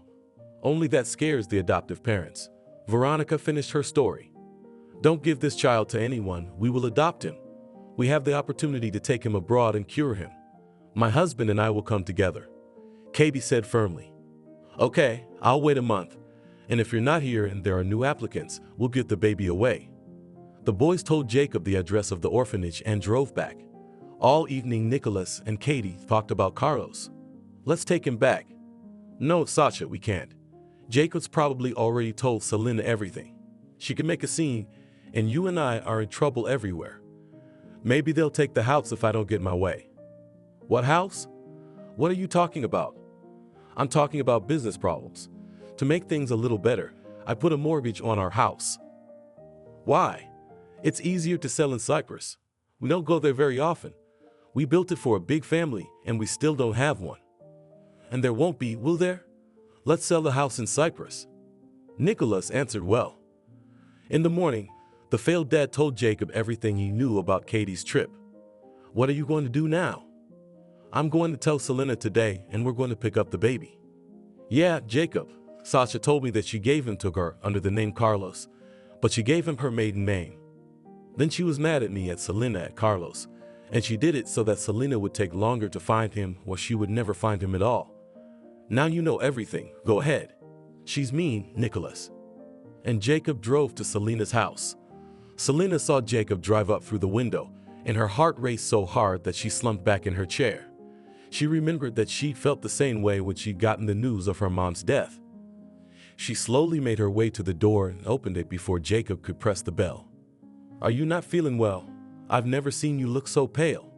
What's wrong?" "Nothing yet. I think you've come with some news, but I don't know if it's good or bad." Jacob said it right away to reassure her. "I came with good news, even very good news." He barely had time to pick her up, or she would have fallen to the floor and not landed. "Well, why are you scaring me, Selena? How are you?" "I'm calling an ambulance."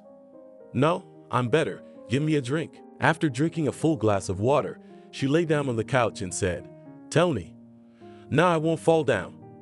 And he began his story from the moment little Jack was kidnapped. During the story, she sat up, then lay down again, drank water and cried, and Jacob kept talking.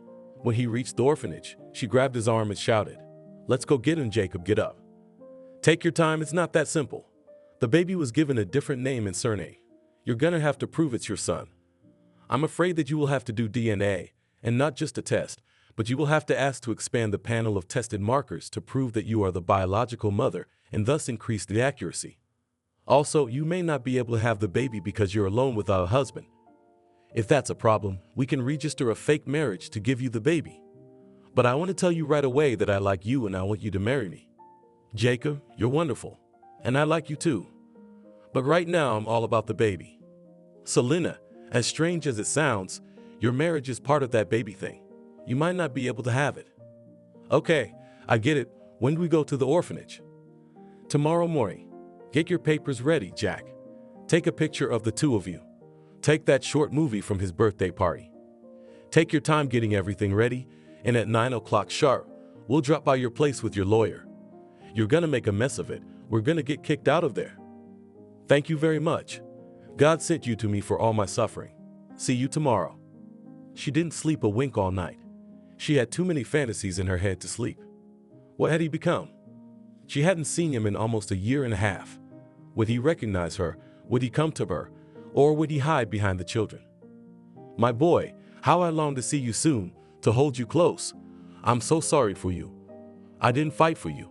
I let those horrible people take advantage of my indecision and keep us apart for a long time.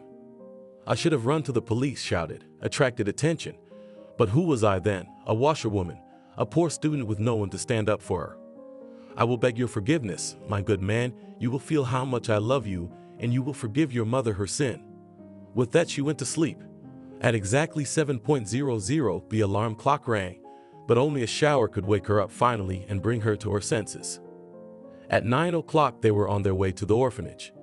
Jacob warned Selena that the lawyer would do the talking.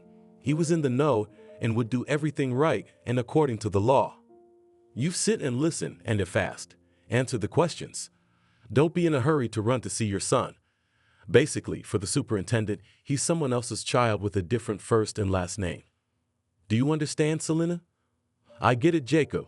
Don't worry, I won't ruin the meeting. She was shaking and her hands were like ice. So the three of them entered the orphanage and made their way to the superintendent's office. Oh, what a large delegation has come to us. Come in, sit down kindly, offered Veronica. The lawyer presented his documents, then Selena and Jacob showed their documents. When the official part was over, the superintendent got ready to listen to them. The lawyer began. After telling everything from beginning to end, he asked Selena to show a photo, a small movie from his birthday, and Veronica, surprised, said, "So that's Carlos." And Selena snapped, "That's not Carlos, that's my Jack." But Jacob quickly brought her to her senses. The superintendent asked a lot of questions, and when she asked the last one, "Who brought the boy to the orphanage?" Selena wanted to shout again, but Jacob squeezed her hand hard, and she remained silent. "Unfortunately, we don't know that," the lawyer answered. That's what Nicholas asked her to say. He asked her very much not to give them more problems than they had, although all the problems were their own fault. "And can you look at the child? I haven't seen him for a long time," asked Selena. Veronica Tikhonovna felt sorry for the young mother, but she couldn't just give the child away. The mom shows a child that looks like Carlos, but says it's Jack. In the passport, the mom's last name is Kuznetsova, but Carlos's. The lawyer saw Veronica's doubts and suggested DNA. Let your healthcare provider and the child come to the clinic, and from Jack and his mom, take a biomaterial. Your healthcare worker will be present, so agreed? Okay, she said, I'll feel better that way. And I also want to tell you that yesterday a woman came to see me. She also liked Carlos, and I promised her that I would not give this child to anyone. What are you talking about? Selena's not just one of the people who wants to adopt. She's the baby's mother. Yes, of course you're right. A baby is always better off with its mom. Can I see him again? Selena went back to that request. Yes, let's go. And you, she turned to the men. Wait in the office or you can go out for some air. And they went to the group. The children were playing and paid no attention to those who entered. Hello, children. Veronica said hello loudly. As if on command, everyone said hello, stood up and looked at the strange aunt again. She saw Jack at once. How grown up he had become, handsome. He hadn't changed much, just grown up. But the child did not approach her, but stood looking at the aunt, like all children. He has forgotten me, Selena thought sadly. She was about to leave, as the little girl came up to her and asked, Are you my mom? Will you take me away? Selena looked to the teacher and the superintendent for support, and they came to her rescue. No, BT, this is not your mom. We are looking for your mom. If we find her, she will definitely come for you. Okay, said the child quietly and went to the children. It was agreed that tomorrow a nurse will come to the hospital to take the biomaterial from the child.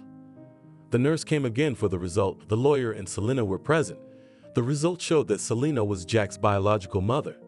But Veronica hinted to Selena that it would be better for her to get married first. It would be easier to raise the child that way. I get a nice salary. I bought a one-bedroom apartment. The baby will have its own room. And I'll get married when I see fit. Selena was on edge. She thought she'd never get her little boy. Still, Veronica informed the guardianship authorities to come and check everything. As soon as I get a report from them, you can take the child. A lawyer was present at the inspection. Selena was afraid of these authorities. She had heard so many negative things about them, so a witness would not hurt, especially such an experienced lawyer. The documents are received. The conclusion is written. You can go to get your son. The car is going very slowly. The road is free. Why are we moving so slowly? We are not weaving. We are going 100 kilometers per hour, Jacob replied. Sit down and don't be nervous. An hour later, they arrived at the orphanage. Selena ran to the headmistress.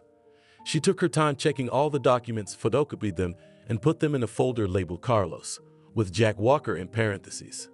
Well, that's it now. You can pick up your son, and she led her to the group. Jack was at the window playing with some girl. She was combing his hair, and he was smiling back at her. Jack called out to him, Selene, but he didn't respond. He'd forgotten the name. He was too young then. He's been called Carlos for almost a year and a half now. I don't want to call him Carlos, Selena said sharply. Mommy, you are very agitated, and I may not give you the baby until you get your nerves fixed. She definitely didn't like Selena. She was a little jumpy. How's the baby gonna be with her? I'm fine. I'd like to believe that. Why don't you pick up the baby tomorrow? Calm down, make him feel more comfortable. No, today. Why can't I pick up my son? You're provoking me by stalling. I've been separated from him for almost a year and a half. Tears came to my eyes and the superintendent gave in. To avoid calling him Carlos, she walked over, took the child's hand and led him over to Selena. Sonny, let's go home. There are toys waiting for you there. But he ran away from her, took the hand of the girl he was playing with, then Selena, and prepared to leave the group. He became friends with this girl. The two of them always played together. She was an orphan. Her parents died in a plane crash. She had a grandmother, but she died. Oleshka, come on, you'll play with the kids, and your friend will go home. That's his mom. But Jack wouldn't let go of the girl and started crying. Let's do it this way. They'll go for a walk now. That's when you'll take him away. All right, I'll wait outside. Jack was one of the first to come out. Selena immediately took him into the car and they drove home. He didn't cry in the car. He kept looking out the window and pointing his finger at things that interested him. Selena couldn't believe they were together again. When they got to the house, Jacob wanted to go in with Selena, but she didn't invite him in and he didn't want to ask. Jacob walked around the apartment, looking at everything, then went into his room and was surprised at how many new toys there were. In the corner was a small tricycle Jacob had bought. His son got on it right away, but he couldn't ride it. Selena put her feet on the pedals and showed him how to pedal. She helped him a little, and the child rode around the apartment on the first vehicle of his life. He was laughing so hard, and Selena was crying with happiness that her son was finally with her. She barely got him to take a lunch break. Then they watched cartoons. She explained everything to him and he nodded. In the evening he would splash in the bathtub. He liked that too. Maybe at that moment he remembered the pool where he liked to swim so much. All night he slept peacefully. When she went out for a walk in the yard to the playground, the neighbors looked at her in surprise. She had lived here for quite a long time and had no child. Where'd she get a kid from? She'd never had a child before. Didn't she steal it from some lost mom? Oh, come on. If she did, she wouldn't be out in public. You know, I'm gonna call the precinct, have them check it out. Vigilance and caution are never a bad thing. The next day, early in the morning, she got a call at her door. Hello, I'm your precinct officer, Perry. To what do I owe the pleasure? Selena tensed up, and the officer noticed. Why are you so excited? Jack came out and stood looking at the uniformed uncle. Where did you get the baby from? You didn't have anyone until recently. How did this rather old boy appear? He's my son. Can I see some ID on the kid? Selena showed her birth certificate. There were pictures of her and Jack when he was very young. Harry looked at them, making sure everything was in order, but before he left he still asked, where was the baby all this time? At the orphanage. I had him kidnapped almost a year and a half ago, and I found him at the orphanage. I brought him back yesterday. Here's the paperwork from the orphanage. Now he was reassured that the baby was really hers. Having passed in the hospital all neuro specialists and making sure that her son has no problems with hearing, she was sent additionally to a neurologist. Having examined the child and listened to the mother, the doctor advised to give her son to a kindergarten in a special group where he would be engaged in activities, and communication with children would also help him to speak sooner. The kindergarten was private. There were 5 people in the group. A speech therapist and a pediatrician were working with them. Selena was calm. Jack was supervised. The cost per month for such a kindergarten was biting, but it didn't scare her. She would do anything to keep her son healthy and happy. Jack loved the daycare. Gradually, he began to respond to his new name. He settled in at home, rode his bike, liked to look at books, but when pointing his finger at a picture, he only moved. Selena reassured herself and said, You have to be patient. It's not the child's fault. He wants to talk, but something inside him prevents him from doing so. The lock won't open. So you haven't found the key yet, but it is there. We must look for it and not give up. 6 months passed. Jack was cheerful. The teachers and doctors spoke well of him. She saw progress too. He became much calmer, slept well, and began to say short words. Gemina. Selena was in 7th heaven. She was so excited. It was like he was reading a Shakespeare sonnet in the original. But to her it was the same thing. Jacob came over and invited them out for a walk to the countryside. Jack was very drawn to him, and one day on his birthday, he called him Daddy. This time Selena cried not with joy, but with resentment. No, look at him, he called you Daddy, but me, who am I to him? Selena, don't scream, don't scare the child again. He just started to calm down, and you're throwing tantrums. If you're really that upset, I can leave and I won't bother you again. And he went to get dressed. Jack followed him, his arms raised, and Jacob took him in his arms. The baby put his hands on his cheeks and said again. Papa. Jacob kissed the baby and left. Selena realized that because of her jealousy, or rather stupidity, she was losing not only a devoted friend, but also the man she loved. She rushed after him, but the car had already left the house. What have I done? I've hurt a bit, man. He's the one who helped me with Jack. If it wasn't for him, I'd never have seen my son. I'm so ungrateful. The party was a little spoiled by Selena's antics. My son was sorting through the presents he'd gotten. After a while, Selena called Jacob back, but he didn't pick up. She called him several times, but he didn't want to talk to her.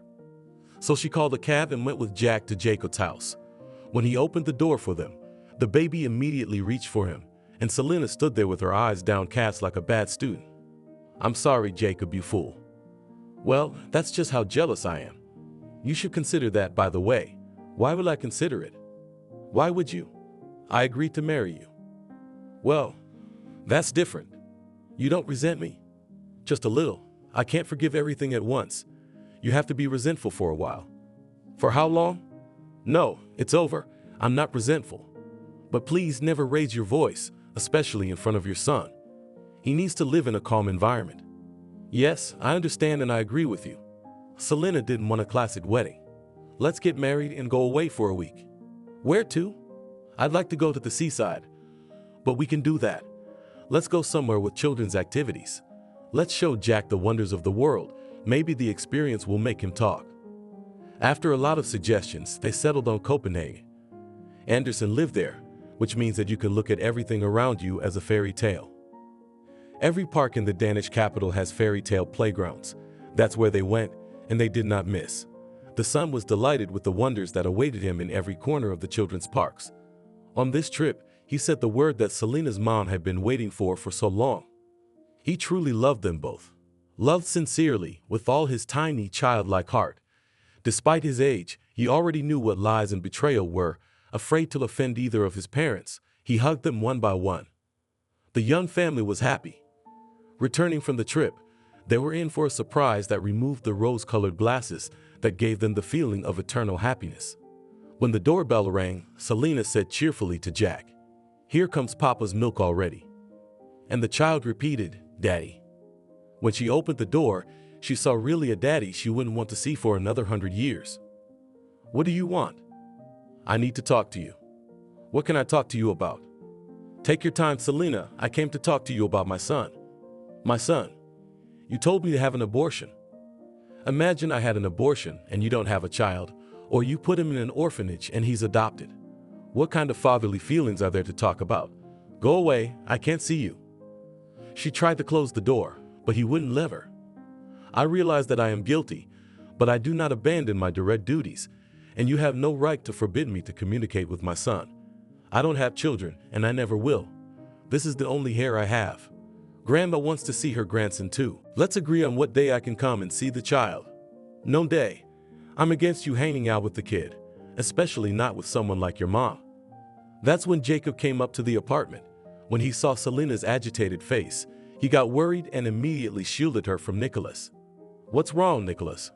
Why are you here?" "Selena will tell you everything, but I'm leaving now. Bye." And he left.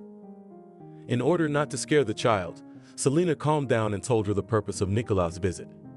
You see, he now wanted to communicate with his son, in him of paternal feelings. I remember well how he told me that he didn't need children from a maid, that a maid could give birth to her own kind, and now he's changed his mind. I don't want him hanging out with my son. I don't want that old lady Shapokliak around my child. She humiliated me, and now she wants to communicate with my grandson, whom I gave birth to, for a minute.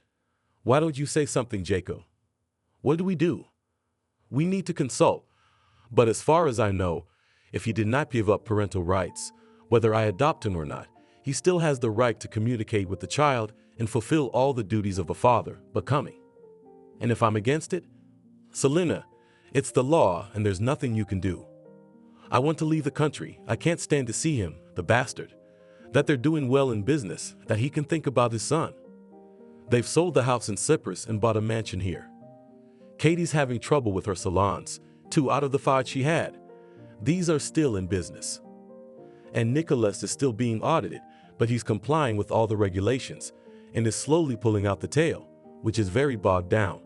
But things aren't going as well as they'd like. I wish they'd die. I hate them so much.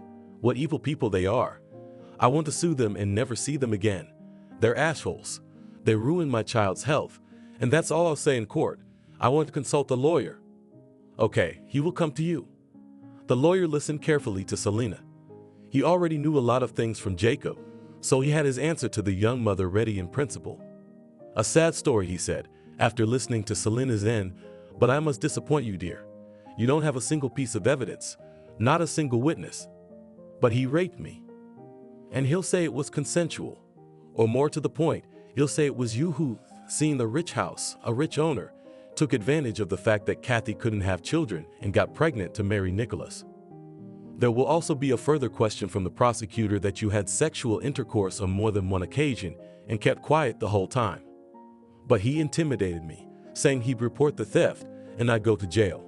That's the only reason I kept quiet. Selena, in a court of law, you need evidence, witnesses. You don't have it. I believe you, but it's not enough. What's more, they can accuse you of wanting to make a buck, as they say nowadays. You were a poor student then, grabbing any job you could get. You made a big mistake not reporting the rape and kidnapping. Do you think they did anything to help? That's a second question, but there would have been statements you could have relied on. But we can at least start the case now, especially since my son's certificate has a dash in the father's column. Up to a year, he was not interested in him at all and did not pay me a cent. I remember the license plate number E122, but I don't remember the order of the letters. That's the car that took my son away, and it was Nicholas who snatched it from my hands. Well, we can find the car, but how can you prove that it was Nicholas who snatched the child from you? Well, a friend of mine who I saw off after my birthday party can confirm that Selena wasn't telling the truth. Demeka had already left, and only then, Nicholas caught up with her and snatched the baby from her hands.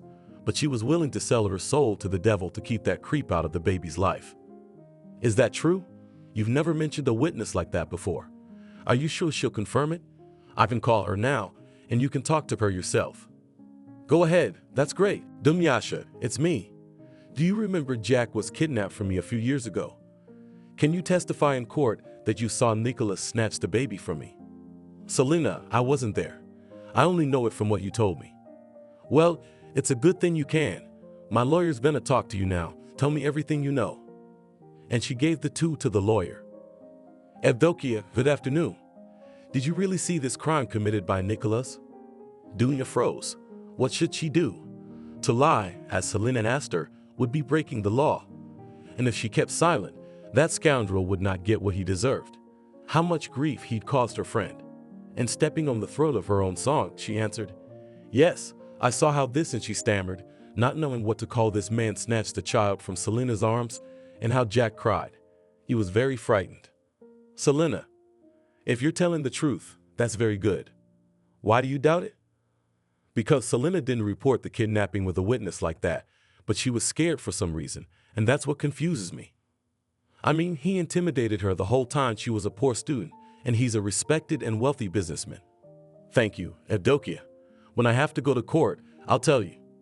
Here Dunyasha became bold and said, I'd love to come, even if he gets a suspended sentence. He'd almost killed the child. When the lawyer left, Selena called Dunyasha and arranged to meet her outside her magazine office. Jacob knew that both Selena and Dunyasha were not telling the truth. He was very worried about his wife. After all, they were such pros in court, they would expose them at once with their tricky questions. The girls should get ready, Jacob thought. The day of the trial came. All the participants were gathered in the corridor. Selena saw Nicholas's lawyer, and after they had talked about something, Nicholas went to her and intimidated her in his usual way. So you're not going to let me see my child? You won't get away with it. I have the right to do it. The law is on my side. And you, when you go out for a walk with your child, raise your head up, look under your feet, and suddenly, and he stopped and moved away from Selena. At that moment, they invited everyone into the courtroom.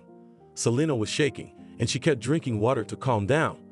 When it came to the questioning of witnesses, Dunyasha was called in. Tell the witness what you saw and who on the day the child went missing. She told it the way they had rehearsed it with Selena. A lot of questions were asked by the other side's lawyer, but Dunyasha didn't stray anywhere. It was Selena's turn. He snatched the baby from me when we went out to see a friend off after my son's birthday party. I ran after the car, hoping to catch up, but it was raining that day and the wet pavement left me no chance of catching up with him. I fell down, smashed my knees and palms in the blood, and the car drove away at that moment. And when did you manage to remember the license plate number? You were under such stress. According to you, the rain was pouring in your face, so it also prevented you from seeing, and you ran after the car, fell down and saw the license plate number. Nicholas' lawyer asked in a mocking tone, What are we doing now? Are we looking at my eyesight or child abduction?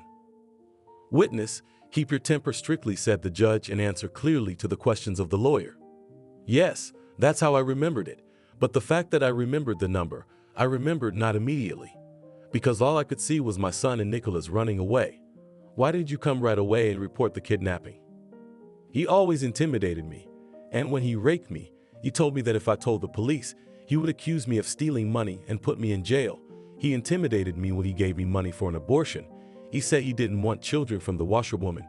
He even came up to me today, before the court hearing, and intimidated me again. Don't believe her, shouted Nicholas. I didn't say anything like that to her, much less intimidate her. And Selena turned on her cell phone and Nicholas' voice came out. Here you go. I made this recording half an hour ago. I'm afraid of this man and I can't trust him with a child, especially after his wife gave Jack to an orphanage with his tacit consent. Just because the kid started stuttering. Why was he stuttering? Wasn't it because the grief-stricken father scared him and the child was not immune to it? I asked the honorable court to dismiss the request for communication with the child. This is a scary man. Then both lawyers spoke. Nicholas brought in someone from work. They said what a good boss he was, but Selena didn't listen to them well. She waited for the verdict of the court. The court upheld Nicholas' request. When everyone left the courtroom, Selena couldn't stand up and Dunyasha supported her and brought her to the car. She was so tired that she did not feel joy, but she knew that tomorrow would look very different. She really hoped never to see this man again in her life or Jack's. 3 years had passed since the events described above. Jack was growing up to be a fine boy. Although he was already reading and writing in print, his parents decided to send him to school at the age of 7. Still, sometimes, when he started to worry, he stuttered a little. The doctors thought it was the right decision for his parents. The organism by the age of 7 will still get stronger and everything will be fine. The only thing that still upset Selena and Jacob was the lack of common children. Both of them were perfectly healthy. The doctors told them to be patient and work on it. There is nothing stopping you from having many children. Perhaps the stress of the wife, which she experienced in the first pregnancy, does not give the opportunity to conceive. Just don't despair. And they didn't despair. They just lived, loved each other and Jack. Selena became the editor of a photo magazine and attracted to work in it Dunyasha. She herself was not only engaged in the selection of illustrations and photos, not only responsible for the artistic design of the article or cover, but also very actively photographed. They had some of the most notable artists working for their magazine, and they considered it an honor to be printed in such a cool publication. In Washington, D.C., her photo exhibition, Children Are Our Everything or Love Your Children, was a great success. Instead of the supposed 3 days, the exhibit ran for a week. Jack also visited his mom's exhibition. He asked a lot of questions, which his parents answered. But the last question, none of them could answer. Why don't I have a brother or sister? Jack asked, looking at the photo where the babies were hugging each other. We are thinking about this question, said Dad. Think quickly, because I'm bored alone. I don't even have anyone to cuddle with. That same evening, when Jack fell asleep, Selena sat under her husband's side and said, let's take a kid from the orphanage. Even if it's just one, we can make him happy. When my son was in the orphanage, he was friends with a girl named Olia. He didn't even want to leave without her. But at that moment, I couldn't think of anyone else but my son. So I grabbed him and took him to your car. And now we could go back there with you. How would you like that? Well, it's a big house. You and I make enough money. We can raise the kids. What if she's already adopted? We'll see. We'll take Jack with us. The next weekend, they went to the orphanage where Jack had been taken 3 years ago.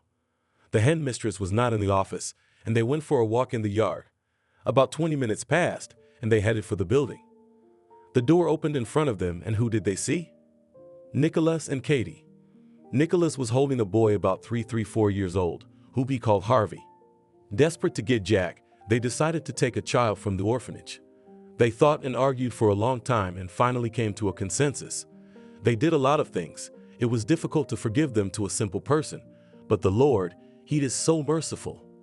Selena was so nervous when she saw her former employers that she asked Jacob to put her on the bench. She pulled Jack to her. Jacob realized she was afraid for the baby and took her son in his arms. Don't worry, they're gone. Can you get up and walk? I don't feel so good.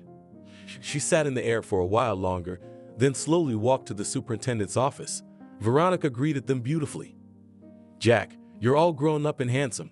How are you doing? Fine, thank you. Going to school this year? No, next year. I'm very happy for you, for the baby. Veronica, Lucy hasn't been taken in by a family.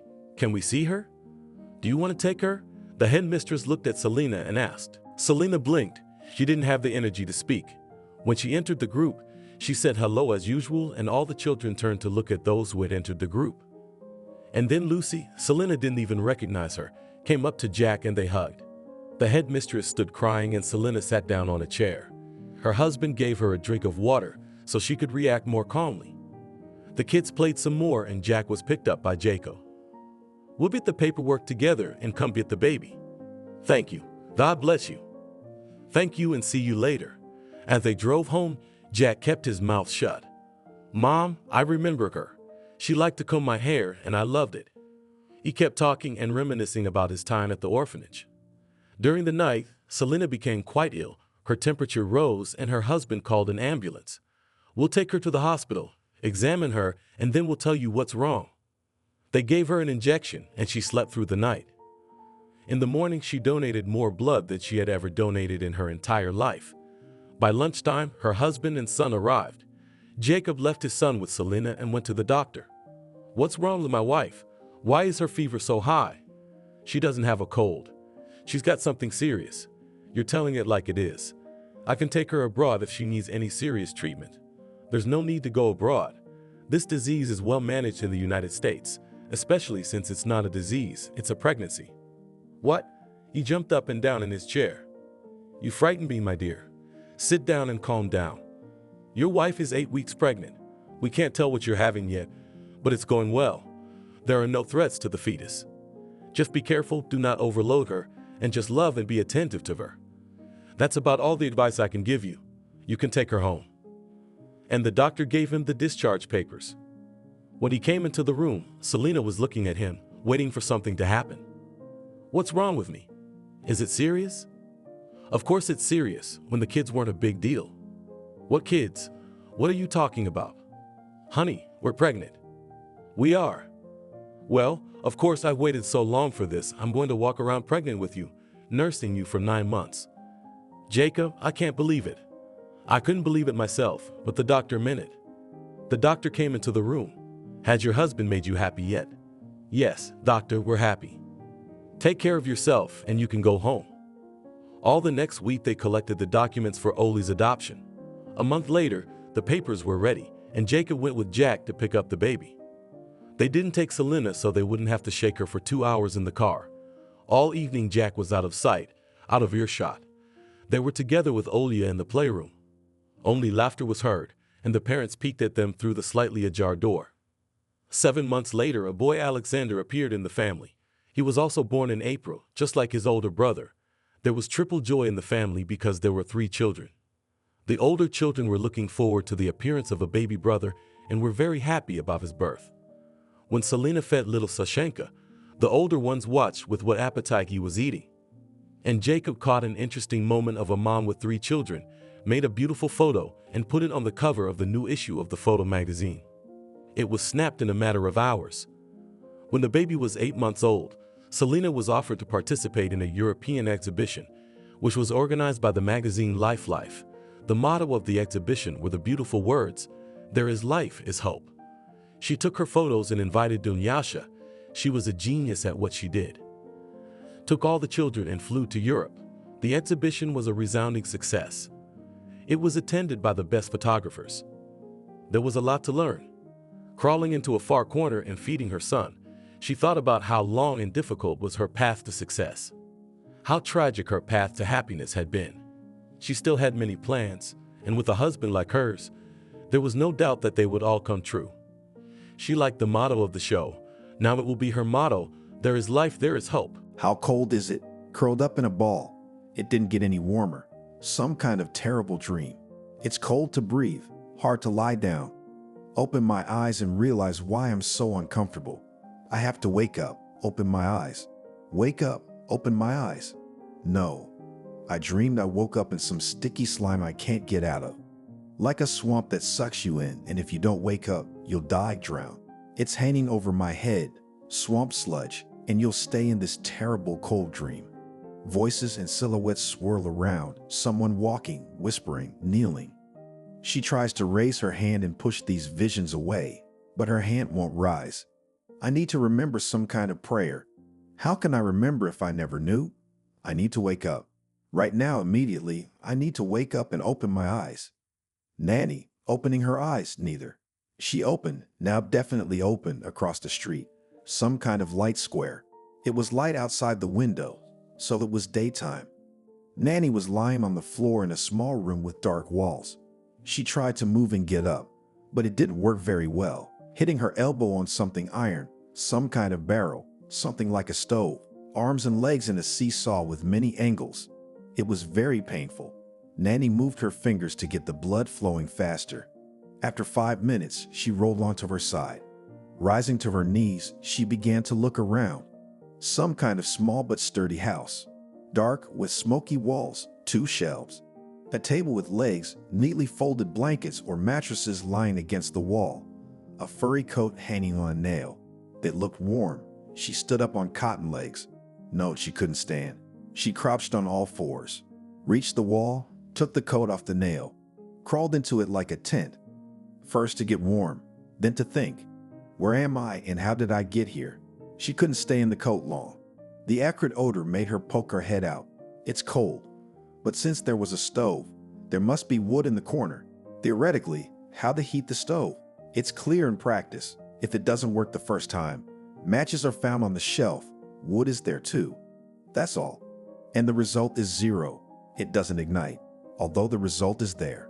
While igniting, thinking, getting angry, finally it caught fire.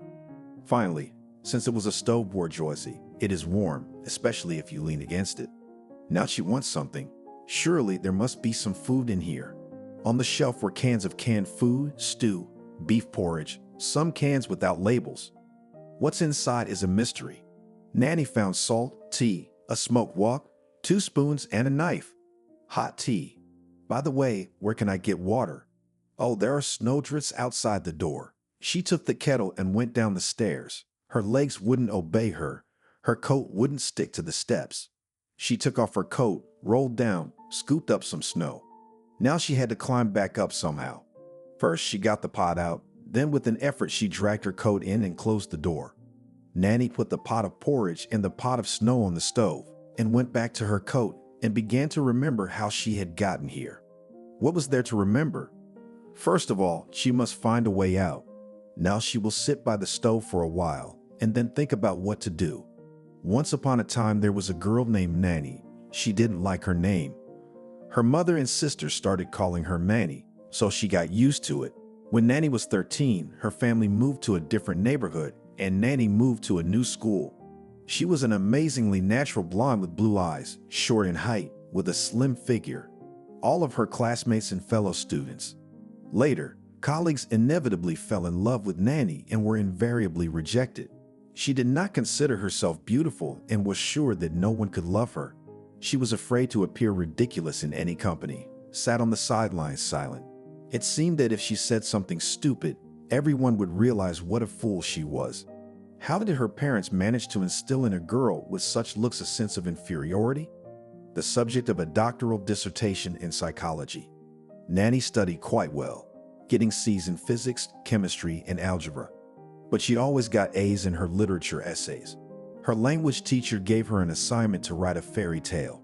She sent it to contests and Olympiads, and then proudly showed the class the certificates and cups. Nanny's only friend was Sabrina. That's what they called the Little Round Street Tartars. Sabrina was very smart, top of the class in math. A genius in astronomy, her astronomy teacher didn't mess around with her. She realized she was no match for her. Sabrina wanted to be an astronomer. She talked about the stars nonstop. She infected Nanny with her passion. At night, they would climb onto the flat roofs of 5-story buildings, lie down, look up at the dark starry sky, and Sabrina would tell them about the stars and constellations. And in the winter, they skied all weekend along the banks of the Snake River. In the summer, they swam in the same river all day long. And then there was ice skating, dancing, music school, and more, just like in the nursery rhymes. Drama class, photography class. I also want to sing. The volleyball coach could barely contain his laughter when 2 runaways came to him who really wanted to play on the school volleyball team. He took them on, even held a couple practices. But Nanny got hit in the head with a hard ball, and that was the end of volleyball. In her senior year of high school, Sabrina decided that Nanny couldn't have a C in math on her diploma. It was incomprehensible how she couldn't solve such simple problems. Nanny tried to explain that it was very complicated, nothing could be fixed. But Sabrina objected. I can do anything. Even teach that fool who hasn't studied algebra since 6th grade. She gets C's and that's it. I'll bring her up to 10th grade in a week. I'm a humanitarian. I don't need math for anything. Do you need good grades on your diploma? Wouldn't you like an extra A? Girl, you're out of your mind. What A? I'm gonna get a C anyway. And Tony doesn't even know me. Tony, the math teacher, thought he should only work with people who understood math. The rest of us got C's and were never called to the board. Why not? The lessons went like this. 5 people solve problems and answer questions. The rest sit quietly and get C's for it. Questionable pedagogy, but it suited everyone. Sabrina explained everything so easily that soon Nanny could easily solve problems and prove theorems. But Tony was faithful to the principle of not wasting energy and time on untalented students. He still did not notice Nanny, who was eager to demonstrate her street Petersburg talents. She decided to go for it. Tony, why don't you ever call Nanny to the board? I tutor her. She understands math. She can solve any problem. Sabrina, you're a smart girl. I don't doubt your talents. But I've been teaching your class for 5 years, and your friend has never solved a single problem or written a single test. You want me to believe that she's suddenly gotten smart and discovered a talent for math. All right, fine. I'll call her next period. I don't want to turn it into a circus, though. The whole class was excited. It's gonna be fun. Nanny came out, quickly corrected the mistake, and calmly and clearly finished the solution. Sabrina squealed. Tony looked interested. Nanny had become one of those students for whom math was not a matter of indifference. She had A's in algebra and geometry on her high school diploma. They were removed, and everything became clear. She wanted to be an astronomer and nothing else, so she enrolled at New York University. Nanny had no way of deciding what she wanted to do. Medical and technical schools were out of the question. First of all, it was not her business at all. Secondly, there was stiff competition with her C's in physics and chemistry. Economics and law also did not attract. The Pedagogical Institute remained. There was no dream of becoming a teacher. Well, at least there was a favorite literature and a real opportunity to enter. Surprisingly, the study turned out to be interesting and easy. By the end of the first year, there were only the highest marks. True, there was one disadvantage. It was called Old Slavonic language. This subject was not even put on the exams. You just had to pass it. The only consolation was that it wasn't just Nanny who was stupid. No one passed. The teacher of Old Slavonic was a very colorful person. A large, chiseled woman with a stern expression and a low, steady voice that sent shivers down her spine. At her first lecture, Mady announced that she was the only one who knew Old Slavonic. She's the only one who gets a B. The others get either D's or C's. But to get a C, you have to try really hard. Only 2 people passed the exam on the first try and the same number on the second. The rest have been retaking the exam for months. Mady gave 3 attempts to pass the exam. And since only a few succeeded, the rest of the students went on to take Old Slavic as freshmen in September. To say they didn't like her would be an understatement. One day, a group of exhausted students subscribed to a specialized magazine for pig farmers. Pig farming, and Mady received 15 copies of this love magazine every 3 months.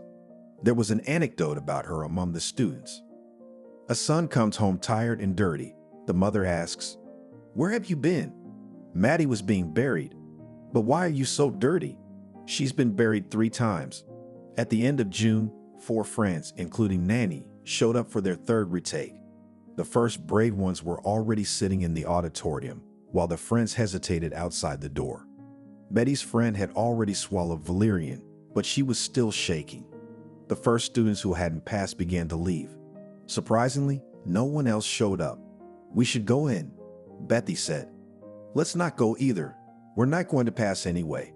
And really, why bother? Let's go to the beach." Fortunately, the institute was located on the main street of the city. The embankments and beaches were within walking distance. They had a great time. and on the way back, they stopped by the institute to see how things were going. Near the auditorium, they were caught by the secretary of the educational department. "Where are you chatting? Hurry up for the exam." "Yes, we'll take it in the fall." "Hurry up and pass." All four of them passed the exam. It turned out that except for the 5 who came first and didn't pass, no one else came to lead the exam, and almost the entire course wasn't graded. It was too much even for Matey. The dean was furious, and the secretary was running around the institute, fishing out random freshmen and forcing them to take the damn old Slavic exam. What was that all about? The stove was getting cold. She couldn't wait for tea. She got out of her cozy coat, tossed some wood into the stove. She could have gone ice skating, but she didn't want to leave the warm stove. She climbed back into her coat, leaned against the stove, and continued to reminisce. There must have been something in her life that had brought her to this house. Like that summer, 2 years later, Anna had come to visit her parents. They spent a lot of time together, telling each other about college life. There had been a big change in Sabrina's life. She had a fiancé. His name was Sam, also a future astronomer. His parents had moved to Germany, and Sabrina and Sam planned to move there after graduation. "Nanny, in 2 weeks we're going camping in Las Vegas in California. We want to go to Gallatin. Come with us." A real backpacking trip. We do that every vacation. We have our own hiking group. We plan the route, get ready and go. When I left, everything was ready. All that was left was to buy groceries. True, this time there are only 8 of us. Would you like to join us? You're all experienced, and I've never been on a hike like this. I won't be a burden. It's just a normal hike, no extremes. Come on, you won't regret it. It was so exciting. Nanny was a sporty girl. She skied, swam, but she never had to carry a heavy backpack all day. She had never cooked dinner over a campfire, slept in a tent under century-old pine trees, or been to a bee farm where a young bearded beekeeper treated them to honey and let them taste mead. She had never sat at sunset on the steep bank of the Gallatin, watching the passing ships. She promised herself then that she would definitely go on such a trip someday. And so she did. One day while on vacation, she went to Canada. As part of a group, she went over the mountains, but it was serious back then. First, they were trained at the campground, and when they crossed the mountains and got there, they were given certificates and tourist badges. But now Nanny was amazed by the forests, flowers, mushrooms, and berries of Miami. In her native land there were forests, of course, but not as monumental. It was mostly steppe with long waves. It was a little annoying that all the young men in the group were hanging around Nanny, as always, trying to impress her. Even Sam looked interested. Of course, that ticked off the girls. They were whispering, squinting at Nanny. The hike had stopped being fun and interesting. And to keep things from escalating, Nanny decided to choose a partner. It was Anthony, a future physicist. None of the girls seemed interested in him. No one crossed the path of this beautiful and brave girl. Besides, he was genuine, thorough, calm, and importantly, silent. With him, it was comfortable to walk along the trail, sit quietly by the fire, and most importantly, just silent and cozy. Slowly, everyone fell behind, stopped hissing and getting angry. The conflict subsided before it even began. Back in Washington, they lived in the university dormitory for a couple more days. Fortunately, it was vacation time, and there were plenty of rooms available. They walked around the city in droves, spending nights at clubs and beaches. They couldn't wait to break up, but they had homes waiting for them. It was time to leave. Here, Nanny realized once again that she was impossible, a white crow who lived in her own world and did not notice what was going on in other people's souls. She believed that Anthony had helped her and smoothed out the awkward situation. They enjoyed their time together. She liked him, of course. Such a grounded, dependable, and handsome guy couldn't help but like him. That was all. Maybe they'd meet again someday. But Anthony had fallen in love. On the day he left, he asked Nanny to come with him. "Come with me. I'll introduce you to my parents like you introduced me to yours." "Why? With your parents?" "Nanny, I love you. I want you to be my wife." "Wait, Anthony, it doesn't work that way. We've known each other for less than a month. You can't get married like that. You're a good guy. It's just not right. Of course, it's all wrong. Where's the candy bouquet, the courtship period? Then you have to date for a year and a half, then try living together. How can you get married without a family rehearsal? And then you can get married if you don't get bored of each other during that time. I don't have that kind of time. I'm leaving now. You go to your room. What if we never meet again? Will you regret it? I know for a fact that if I let you go, I'll never forgive myself. You may not believe that, but I don't think I'll ever meet a man like you. Of course, Nanny didn't go anywhere with him, and he was right. For 10 years, Nanny thought of Anthony many times. She berated herself for not giving herself and him a chance to be happy. When she was especially sad, she cried into her pillow and imagined pictures of a possible happy life with Anthony. It seemed that if she hadn't been scared then, she would now be living with a husband she loved and a couple of cute kids. She imagined him pining for her, waiting and searching for her.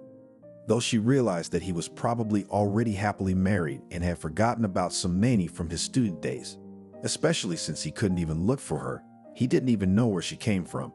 She had been so frightened by his revelations back then that she had simply run away, leaving no phone number or address. But she could still dream. If the story with Anthony was unexpected but understandable, Sam's sudden revelations finally shattered Nanny's faith in male decency. He showed up as soon as Anthony left. Our macho man left. I know what you mean. You attached a lawsuit to it so as not to escalate the situation. But now we can talk. Sam, I don't know what you're talking about. You understand the lyrics. The girl that's smart, decent, will probably be a faithful wife and a good mother, even though she's a Tatar, but just an example of a real German wife. But there are a lot of them out there, and I need my wife to be incomparable. I need a wife I can proudly boast about, like you, beautiful and modest. My parents have already found me a job and planned a nice house. A prosperous life awaits us with the opportunity to travel the world. We just need to learn the language and learn how to run a household according to German rules. This is where Nanny got scared. She didn't need Sam with his German and his calculating network. What if Sabrina found out and lost her friend to some self-righteous jerk? She didn't see that coming. He'd already calculated everything, arranged everything. It never occurred to him that anyone could refuse him. How did this happiness come about? Sam noticed. A superior race, an incomplete prince. I can't wait to get him out of the room without, God forbid, anyone seeing him. Damn it. I wonder if she heard anything. Even if she hasn't, the situation is delicate. Her almost husband is in her friend's room for some reason. It's awkward, and more importantly, there's nothing to say. You can't tell the truth. Good thing she couldn't stay in the hostel for a few more hours. Nanny felt guilty.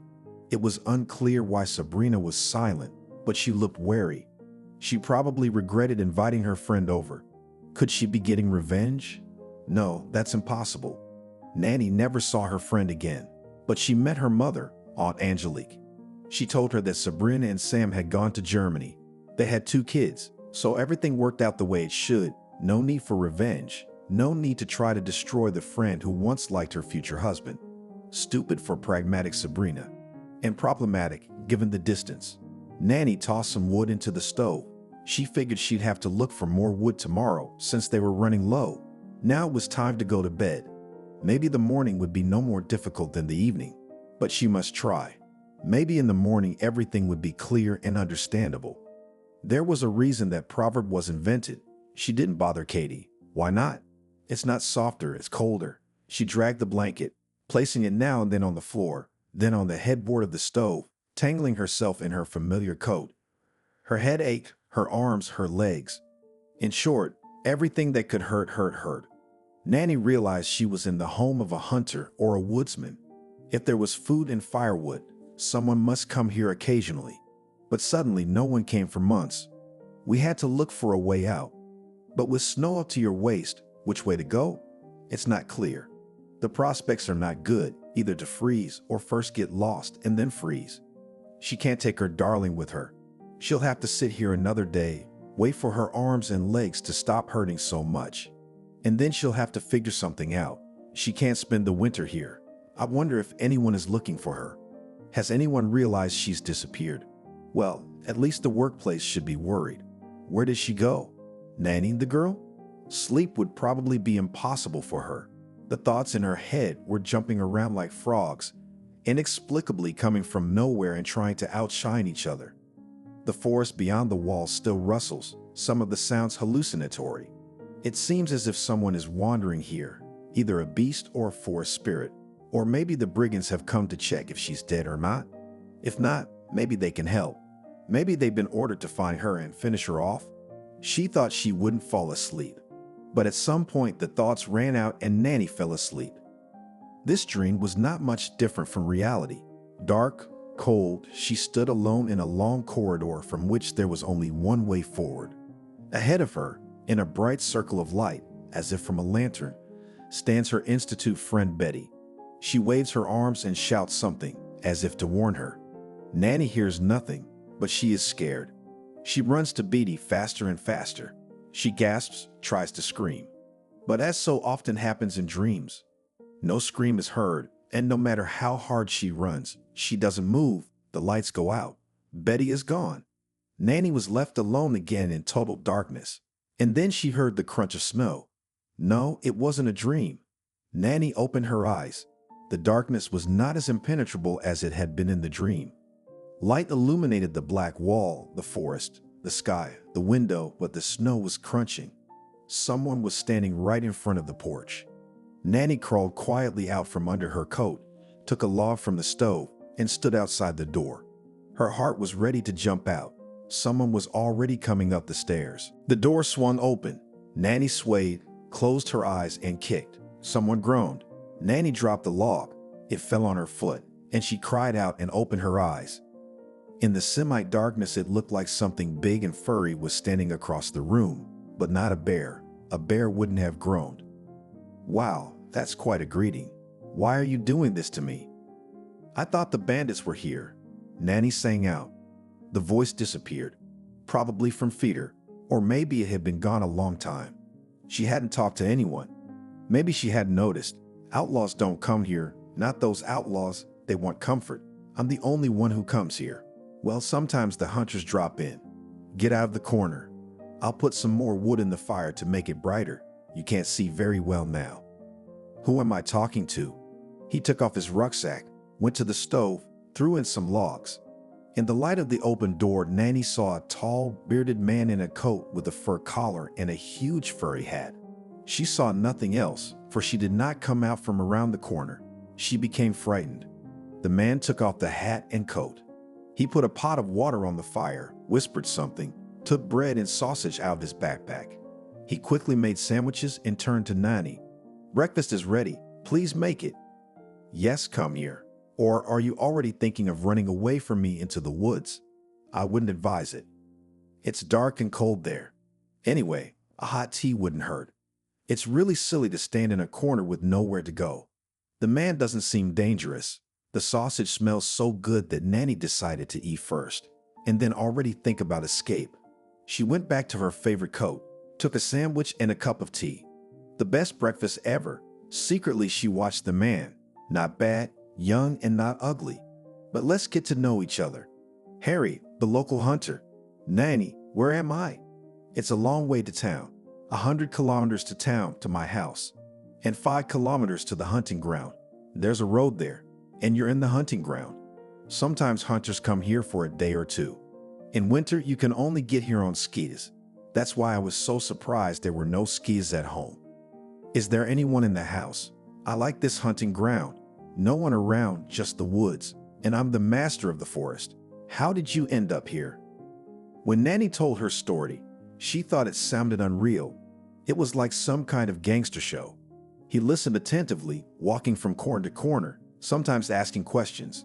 Suddenly, he stopped abruptly in front of Nanny, and I remembered. I'd always thought I'd seen you somewhere. You work at the local TV station as an editor. Yes, television. How did you know that? I saw your picture on the local news last night. They said a man was missing.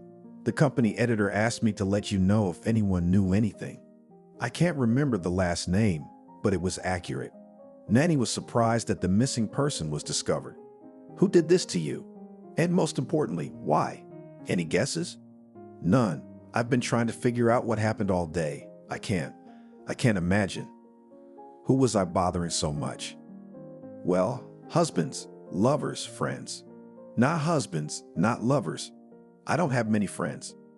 But I never crossed anyone. I've replayed my personal life 20 times in my head. No, that's not the reason. And then there's work and caring co-workers running around looking for you. It can't be if you think back to all the conflicts, the ones that seem insignificant to you.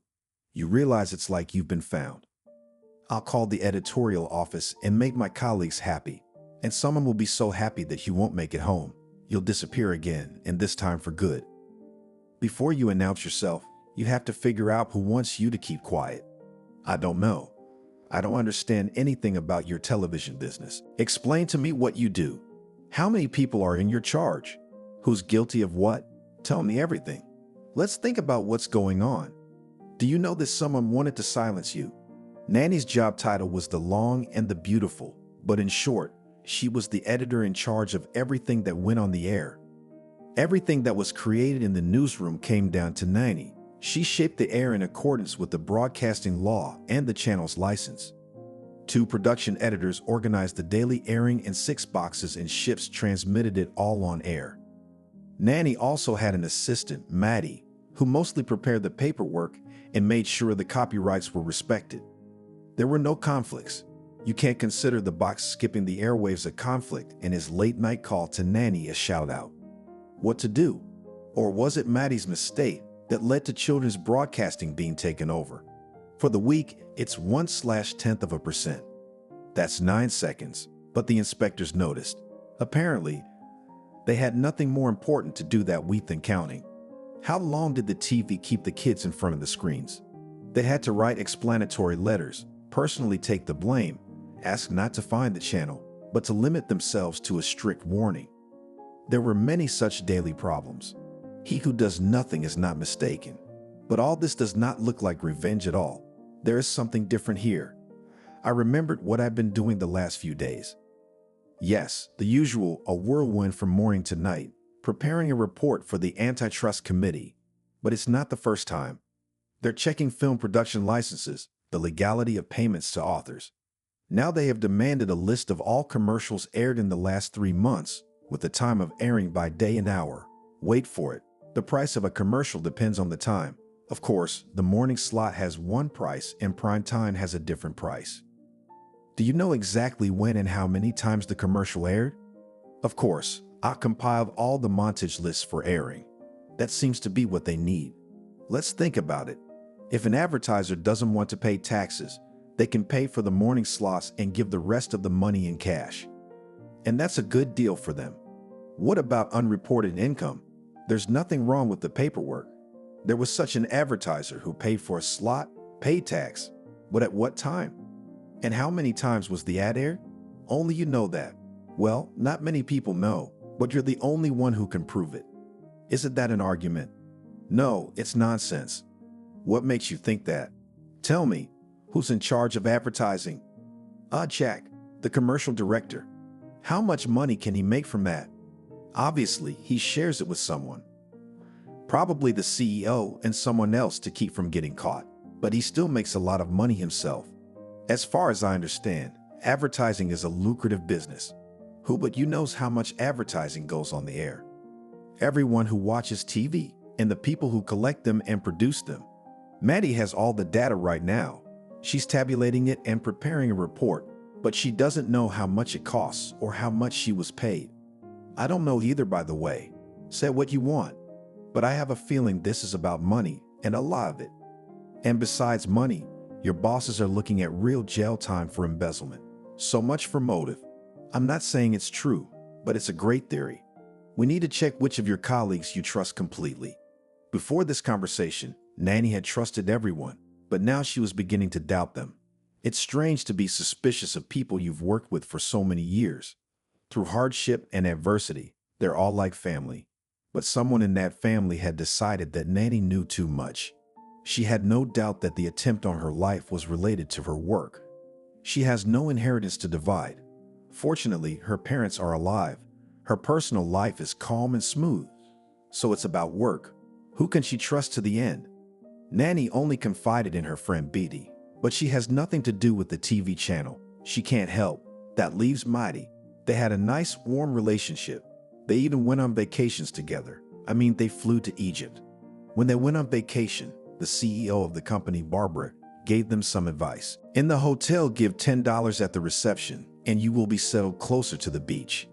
There are hotels where it takes about 10 minutes to walk to the sea. Please, no extreme sports, no parachutes, no diving, no safaris. The service there is such that no one guarantees anything. We need you alive and well, in a jersey with a big hole in it. Maddie walked up to the receptionist. He was looking at Maddie, but not at her face. He just couldn't take his eyes off her breasts. Nanny stood on the doorstep with $10 in her hand. As soon as Maddie signaled, she'd run away. They made do without the dollars. The magic shirt led them to a room with a veranda overlooking the beach. The first night, they signed up for scuba diving and safaris. They didn't bother with parachutes. They'd been promised. Nanny had always wanted to go to Egypt, Pharaoh and the pyramids of Luxor, the Valley of the Kings, the Cairo Museum with Tutankhamun's mummy and mask. She wanted to see everything. First, they bought a tour to the pyramids. It was far away. Egypt is not a quiet place. A caravan of tourist buses is escorted by jeeps with soldiers. Since the Luxor incident in 1997, Egypt, whose main source of income is tourism, guards every tourist. When they arrived at the pyramids, the guide said they could buy a ticket and go inside the pyramids. But if there are heart problems, it's best not to do that. It was a brilliant marketing move. Everyone bought tickets. What could possibly be so bad for your heart? Are there mummies wandering around in there? No cameras allowed in the pyramid. Where do we put them? There was only one option. They took turns standing at the entrance, and the problem was solved right on the spot. The newlyweds wanted to go, so the girls went, and the young husband stayed with the cameras. When they returned, he was leaving. It became clear why it was better not to go into the pyramid with a sick heart. It was a narrow passage, a staircase going sharply down, not even a staircase, but boards with some crossbolts. It was stuffy, difficult to breathe, and the passage was low. They had to walk on bent legs, but somehow they made it. And what was it? An empty room with a fence pit around it. No mummies, no sarcophagus. It's all in museums. Just some barely visible pictures on the walls. They stood, breathed, and crawled back. Sweaty, barely breathing, on all fours, they crawled outside. Nanny sang the young wife a song. "Tell your husband not to go in there." Well, no. The young wife smirked. Let him go. Maddie and Nanny were on the same page. They were interested in everything. Desert safaris, diving, the Nile Valley. They were so fascinated by the miraculously preserved palaces of ancient civilization that they didn't have time to relax on the beach. In the morning, they would run out for half an hour. Sometimes in the evening when they returned from an excursion. Perhaps Maddie, Nanny suggested, though she could doubt anyone. Given recent events, she couldn't do without help. She had to trust someone. And if not Maddie, then who? They decided that Harry would go into town tomorrow morning, find Maddie, and try to find out who was doing what at the TV station. Of course, Maddie was unlikely to open up to a stranger, and he couldn't call her and ask for help. First, he needs to find out if she can be trusted. Nanny disappeared for everyone, including Maddie. Nanny, you're going to have to stay here for a little while longer. I'll come by tomorrow night and bring the skis. You can move in with me. If you're going to be on my side, I'll need a connection and internet there. In the meantime, think about what paperwork we'll need and whether Maddie can send it. The assembly sheets aren't classified information. What's the point? Well, we count the number of rentals. And then what? Look, imagine a situation like this with an advertiser. Let's get a price list from the advertisers, find out how much we have to pay. But we won't know how much we actually paid. Only the company's accounting department knows how much they paid. And our accounting department is terrible. They don't give us any information. Okay, we'll deal with the accounting later. I'll ask Maddie tomorrow. She's married? No. Are you trying to charm her? I'm gonna have to get married. Cool, I respect that. You're not one to brag. Maddie doesn't like serious peacocks. And as for getting married, that's the right thing to do. Take a good look. She's still alive. It's a miracle. We sat for a while. Harry asked about the employees, what they did, their personalities, friends, family. Who has access to the company's finances and who would like to but can't. The more information you have, the easier it is to see who's capable of what. Okay, I'm out of here. You've got enough firewood. I'm leaving some sausage. Wait for me. I'll be back with news. I'm not bored. And don't go anywhere. Nanny was alone again, but now it wasn't so lonely and scary. She had found a kind man who was determined to help the poor girl. She was freezing in the deep woods. John came and asked, "Aren't you afraid to fight? Is there anything I can do to help?" It's a good story. Realistic. It turned out that there are situations in life when you can only trust someone you see for the first time in your life. And you are suspicious of every acquaintance with whom you have been through so much. You have to be suspicious. Harry's the only one we can rely on right now. No one else can help, except maybe Maddie. Maddie sat in an empty office. The last newscast was over. The editorial staff had dispersed. The studio was plunged into darkness. Only the air sign was lit. Nanny felt so lost without Nanny that she couldn't bring herself to finish the report for the antitrust authorities. She started entering the data into the spreadsheet, made mistakes, erased, started over. It was impossible to concentrate. All she could think about was the disease. What happened? Where did the management go? That's good too. They advertised. They're so connected. They can get the whole town talking. Sounds like they're worried. Although there's a rumor going around that she didn't disappear, she quit her job. Apparently they're planning to fire her. That's our Nanny. Maddie's never gonna believe it. Something bad happened to her. If only she knew how to help. She rushed in without thinking. Maddie, oh Maddie, the general's driver. He crept up unnoticed. He had a knack for popping up where no one expected him. Nanny, you work on her some more. Arnold, stay out of my way. I still have to finish the accident report. Let me take you home. There's no one left. You're sitting here all alone. What are you doing here? Did you take Barbara? Why did you come back? I came back for you during the accident. Cut the crap. It's 12:30. Let's go. Maddie looked at his watch. Wow, really? It's almost midnight. You guys are disgusting. But right now I'm just in time to turn in an unfinished report. She shut down the computer, closed her office, and followed Arnold. As they were pulling out of the parking lot, she noticed Tony's commercial director getting into the car. What brings him here in the middle of the night? As they drove to Maddie's, Arnold was witty, telling stupid jokes, life stories, trying to make very dubious compliments, hinting at feelings, asking her out on a date. His chatter boiled down to the fact that Maddie, being an intelligent girl, with her age and bright appearance, should be happy that the prince in the director's Jeep shows signs of attention. The accident interrupted him abruptly. His diet distracted her. She thought about the fact that Tony must be up to something at night in the empty office. She couldn't connect it to Nanny's disappearance, but there was a disturbing feeling that something was going wrong in the Danish kingdom. At home, Maddie found her father waiting for her. He hadn't gone to bed. His daughter needed to be fed, and work was going on around the clock. Maddie was already thinking about quitting the network. What kind of job is this? She studied so hard, got a red diploma, and now she's working as a secretary for some girl's father. They're secretaries too. And I'm the personal assistant. Nanny is a professional of the highest caliber. She's also a good, kind person. Now she's in trouble. I'll collect the money and go find a quieter place. It's up to you. I'm in the middle of nowhere. I can't do that. Nanny needs help. How will you help her? I don't know yet, but I'll figure something out. In the morning, a young bearded man called out to Maddie outside her office. Maddie, excuse me, I need to talk to you. Specifically you. Tell me, what's the problem? I'll direct you to the right person. Do you have a complaint? Or do you have an interesting story to tell? I wonder what brings a man like him to the TV station. He probably solves his own problems without the help of television. He doesn't look like an advertiser, and what could he be advertising? He looks like he comes from the mountains or the woods. Although who knows, maybe he has some unique eco-farm or beekeeping, and he decided to order a story. We should get rid of him and find advertisers. What's your name? Harry. Harry, let me take you to the advertising department. I understand you haven't made an appointment and no one's meeting you, and they won't just let you in. Let's go. All right, let's go. We still need to find out what the advertising rates are.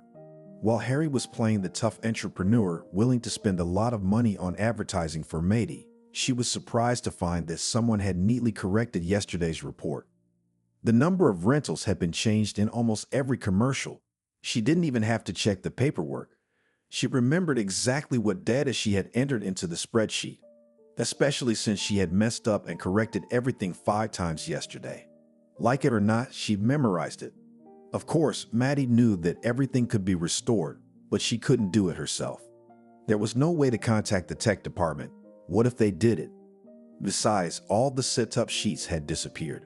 There was nothing to compare the calculations with. What do we do next? Should I report it to management? Maddie decided to report the missing sheets, but not to say anything about correcting the report. She didn't seem to notice. A vague doubt plagued her that the report was Barry's doing. If she said now that the report was false, not only would she not help Nanny, but she'd be in trouble herself. Maddie was torn between the fear of hurting Nanny and the desire to share it with someone. He pondered whether to ask for advice on what he could do on his own. She didn't understand what was going on at all. The thought that Nanny hadn't disappeared on her own crossed her mind more and more. Someone had helped her, so no one in the company could be trusted. If he wasn't involved himself, he might have blabbed. Who knows? There was someone at the door, either the beekeeper or the lumberjack. That's why we have to discuss it in the bar. I'll meet you at the cafe on the corner. God, how strange he is, but he does not seem to be infected by her unearthly beauty, so it's not a setup. He's not professionally interested in her either. So what's the big deal? It's very important. Harry, I don't know if you can trust the girl, but we don't have a choice. Otherwise, she won't want to talk. I know where Nanny is. Meet me at the cafe. Come when you can. How does he even know who he is? She decided right away she was going to Apple. If there was even a small chance of finding out what happened to Nanny, she'd go anywhere, even to a coffee shop with some guy she didn't know. But first she had to report the missing files to management. They'd start bothering security, trying to figure out who had keys to the office. Maddie didn't have time for that. And if management itself was in on the document swap, which Maddie had little doubt it was, they'd still have to pretend they were actively working. Keep them busy. And she would talk to the strange lumberjack. Why had he come to her? Nanny had sent him.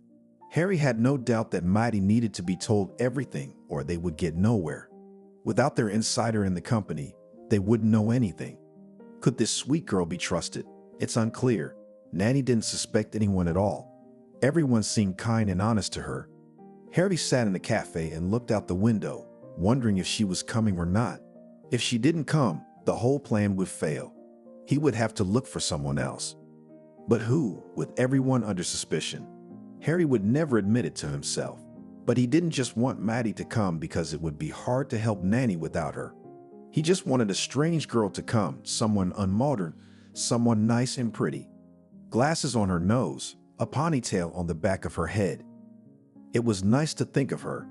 He could even imagine waiting for her at the cafe, not for business, but for a date. Hell, he should shave off his beard.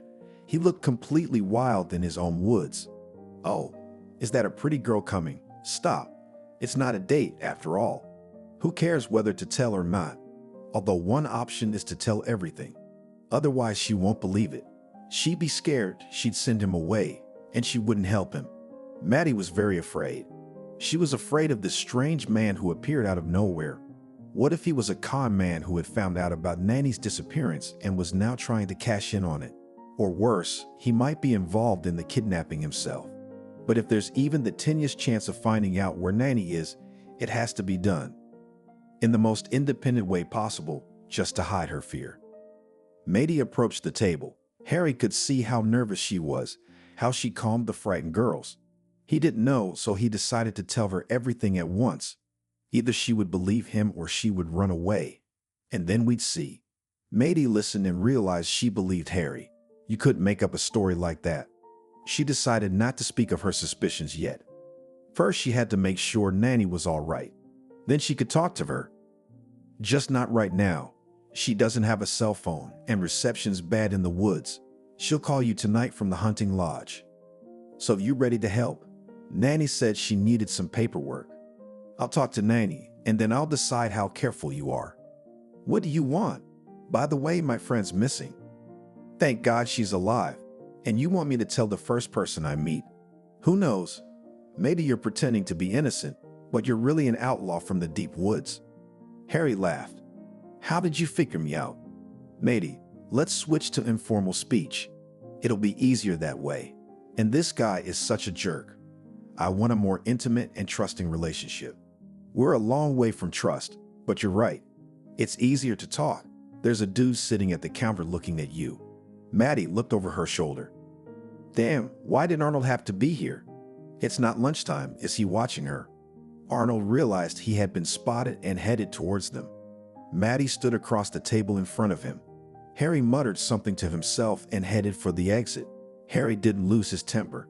He stood up and said loudly to Maddie, "See you later, Maddie, like we agreed." Maddie turned around and waved Harry off, noticing Arnold, who was standing in the middle of the hall with his mouth open. He caught up to Maddie, walked beside her. He was silent, but not for long. Maddie. God, it's annoying to hear his trademark address. What kind of husband is he? Is he really so wonderful? Why him? He's just come from Siberia. He's got factories and steamships there, and he's a local with a house in the country. That means he's rich. Why not just rich? I'm poor enough. You can't lie. That's why I don't lie. What's the point of lying if you're going to be found out? Where did you find someone like that? I can't tell you the details of my personal life. I think you're meddling in something that's none of your business." "I see. It didn't work out." It's harsh, but it's true. Maddie sat in her office. She wanted to shove herself away, not see anyone. Better yet, she wanted to go home and think things through. The abundance of information was overloading her brain. It was necessary to organize everything, to separate the important from the meaningless. How do I know what's important? Until I talk to Nanny, I will not know how to live until tonight. Ah, Arnold, the messenger from the garden again. He's been showing up too often. Everywhere you go, you run into Arnold. He came to call me on the carpet. Apparently, the director wants something from the secretary. I wonder what Barbara wants from her. She hasn't been very attentive to her in the past. If she's condescending to Maddie, it's not gonna be good. Maddie, I'm going to ask you to tell your boss that she's not fired for absenteeism, but for sabotage. Shredding documents is a felony. Let her be thankful we're not pursuing criminal charges. Barbara, first of all, I don't know where Nanny is. Secondly, are you aware that the documents went missing when she was gone? No, I'm not aware of that. There was no one in the office at night. Well, either security's covering for Nanny. That girl, everybody loves her. And if she told you not to say what happened, no one will. Or did you take the files at her request? You were here till almost midnight last night. Ask your driver what I had in my hand when I left the office. Did he see me write my resignation, or am I being fired for sabotage too? Maddie, I strongly suggest you contact Nanny and consult with her, rather than hiding and coming to explain yourself. Go get to work. It's such a weird conversation, deaf and abnormal. It feels like they have decided to blame Nanny for all the sins of the company. What's convenient? How did Barbara think Maddie knew where Nanny was? Maybe Arnold overheard something in the cafe, sitting far away, couldn't hear, but could have guessed and reported it. Gossip is his specialty. You mention the devil and he shows up. Arnold walked down the corridor, ducked around the corner. He was done for the day. She couldn't take another intellectual conversation. Arnold entered Maddie's office. She wanted to pass by quietly, but they were talking about something.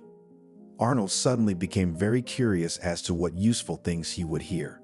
And she did hear, and a very useful one at that. Barbara ordered Arnold to keep an eye on her. And the other guys she'd been seeing, they have to find Nanny. And those idiots who didn't follow through have to work off the money they got. Maddie's hair stood on end in horror. What was going on? Had Nanny found out she was being hunted? But now Maddie knew she was being followed. She would be more careful. But the ferret was circling. You didn't take care of him. Let's see who's smarter. The day dragged on endlessly. She couldn't wait to get home and finally talk to Nanny. Now there was something to tell. Not just conjecture, but facts. But she had to make it to the end of the day. Maddie, let's go home. I'll drive you home. Or are you just gonna sit here all night again? Yeah, Arnold, take me. They said to keep an eye on me anyway. So at least take me home. On the way, Arnold kept asking who the guy was that came to see Maddie, where he lived, where he worked. Maddie pretended to be a fool in love. said she wouldn't say anything. Afraid of jinxing his happiness, she didn't think she knew anything about him, but she wanted to know. She saw something strange. She had once decided he was nothing, but she thought about him all day long. Arnold was showering her with clumsy compliments again, hinting that he might approach her. Maddie thought angrily about the incident that ordered them to keep an eye on her, so she sat under the door all night. Home at last. All she had to do was wait for Nanny to call. There was something to tell, but Nanny still hadn't called. Well, until Harry got home, until he got to the village and then back to Nanny. It was about time she called. Maddie couldn't concentrate on anything. She sat there waiting for the call. What could have happened? Maybe Nanny had decided she couldn't trust Maddie and she had so many suspicions. More importantly, evidence that she should tell on Nanny. After sitting at the bar for another hour, she decided to call Harry herself and left her phone number. Finally, Maddie got around to making the call. What kind of detectives are we? I left you my number, but I didn't take yours. Nanny doesn't remember your number. We can't call you. We're sitting around wondering who's the fool. Maddie told Lousy about the detectives, everything that had happened during the day. Adjustments to the report, missing sheets, Barry's strange behavior, Nanny's firing, and Arnold, as I said, wondering how much could fit into one day. She was especially concerned about Tatiana's words about some idiots who hadn't finished something. Nanny remembered that when they had taken her into the woods, the bandits had talked about some scary woman, apparently a customer. Could it be Barbara? No, it couldn't be. The director of a TV company, formerly a famous TV journalist, a star of the screen, a woman with impeccable taste and a powerful husband. True, there were rumors that her last husband was a criminal and earned money for his business, not by honest labor for the good of society. But who remembers the past? Now he is a respected entrepreneur with an impeccable reputation. It's hard to imagine that such people could resort to such things. What would be at stake to commit a crime? Something more serious than money, even big money. It turned out that the disappearance of the mounting sheets was no problem at all. Nanny is used to television crews calling at night on weekends to make quick adjustments to the broadcast. The sheets should always be in front of her eyes. So Nanny sent all the data to her home computer every day. True, she didn't keep them for long, but 2 weeks was enough time to recover them. The problem is how to remove the laptop from the house. No keys, passport, cell phone. All were in her bag when Nanny left the house that fateful morning. The second set of keys is in the possession of Wanda, her younger sister. Maddie, Wanda knows you. I'll call her. She'll give you the keys. Just please be careful. Maybe there's someone else watching besides Arnold. Let them watch, let them fire her. As long as Nanny's found, Maddie's wings grew. If she'd known where those wings would take her, she wouldn't have been so happy. As agreed, she took the keys to the apartment from Wanda and went to get her laptop. It was very uncomfortable in someone else's empty apartment. She didn't turn on the light for some reason. She decided she shouldn't. She probably seen detectives in there, always snooping around in the dark in other people's apartments. Maddie picked up her laptop, walked toward the exit, and suddenly heard someone trying to open the door. Not thinking straight from fear, for some reason she put the laptop in the hallway and ran around the apartment trying to think of somewhere to hide. The sound of the lock stopped. Voices were heard outside the door. Maddie quietly walked to the door and looked through the peephole. A man in a hooded jacket stood on the landing. His back was to the door. Maddie couldn't see his face, only the two elderly women. Apparently, the neighbors had a question about what he was doing outside someone else's apartment. The owners. Don't wander around. I'll call the police. The man called them old chickens and ran down the stairs. Maddie went to the window, saw him come out of the driveway, stand for a minute, get in his car, and drive away. Maddie was so nervous her legs wouldn't hold her up. She wondered what he wanted in Nanny's apartment. Or was he following? It was scary to think what would happen if he caught Maddie here. It's good to have such vigilant old ladies. I wish them good health. Just as long as those old ladies don't turn her into the police. She's got to try to get away unnoticed somehow. First part of the plan is done. Laptop received. The next day, Maddie copied the fake report onto a flash drive and wrote a request for a leave of absence. To be honest, she didn't believe she'd be let go. After all, she's Nanny's accomplice. It's safer to keep her under surveillance. And she needs a break. Together, it would be quicker to figure out what was so dangerous about those documents. She explained to Harry how to get to them. You go to the village of Yuzhny, you can take the train, but then you still have to get from the station to the village. It's more convenient that way. The bus runs more often and you can get straight to Yuzhny. I'll meet you there. I've been to Yuzhny myself. They were building a village there for the movie. It's still there. They'd also opened museums there, didn't they, May? I'm still watching in case someone follows you.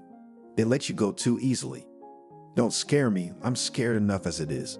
The morning after hailing a cab after the accident, she stood at the window trying to see if anyone was following her, realizing that even if someone was, she wouldn't see them. It was silly to expect watchers to be sitting on the bench outside the driveway. Dad insisted on going with Matey, all the while reading his book. Where are you going? I don't have to go anywhere. I'm gonna freak out here. Dad, stop it. I'll be back in 3 days and I'll call every day. Don't worry, I'm not a little girl anymore and your grown-up nanny got into some kind of story and dragged you into it. A cab pulled up to Maddie. She ran out the driveway, ran to the car from under a bench. A black cat ran near her feet.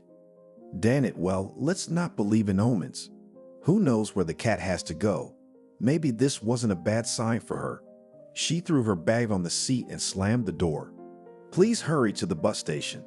The driver, an elderly man, watched the passenger with surprise. She kept looking around, as if checking to see if anyone was following her. Did she run away from her husband? I don't have a husband. You're young, but you live a strange life. I don't understand you. My daughter is the same, almost 30. No family, no kids. How many times had Maddie heard that word? Why did it have to be? They planned their lives by years, the way they organized things. Marry by 25, have a child by 30, preferably 2. Then everything's right. It's like other people. What other people? People are different. Everyone has their own story, not like the others. A fate, a whole life, which everyone tries to fit into the bounds of decency. Surprisingly, complete strangers, like this driver, always know better how to live. And the driver did not stop talking. In our time, young people were different. Everyone worked. And now they just drag themselves along. That's where the oligarchs came from. They rob the people and live in luxury. You, for example, you don't look poor by your clothes. Where did you earn it? I've been working all my life, and I have nothing. And you probably have an apartment and a car. You can keep quiet. You didn't stop me from talking. I don't like it, it's true, it's annoying. What did I do to deserve this punishment? And my hands are shaking with fear. And now I have to listen to this nonsense. The day didn't start well. All because of the black cat. Finally, they arrived. Maddie didn't go inside the bus station. She stayed outside in the cold, but she could see everyone getting on the bus.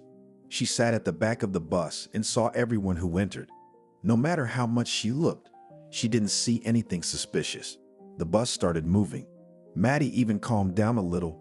Why panic? It's all right. It's time to stop playing these games, or we could go crazy.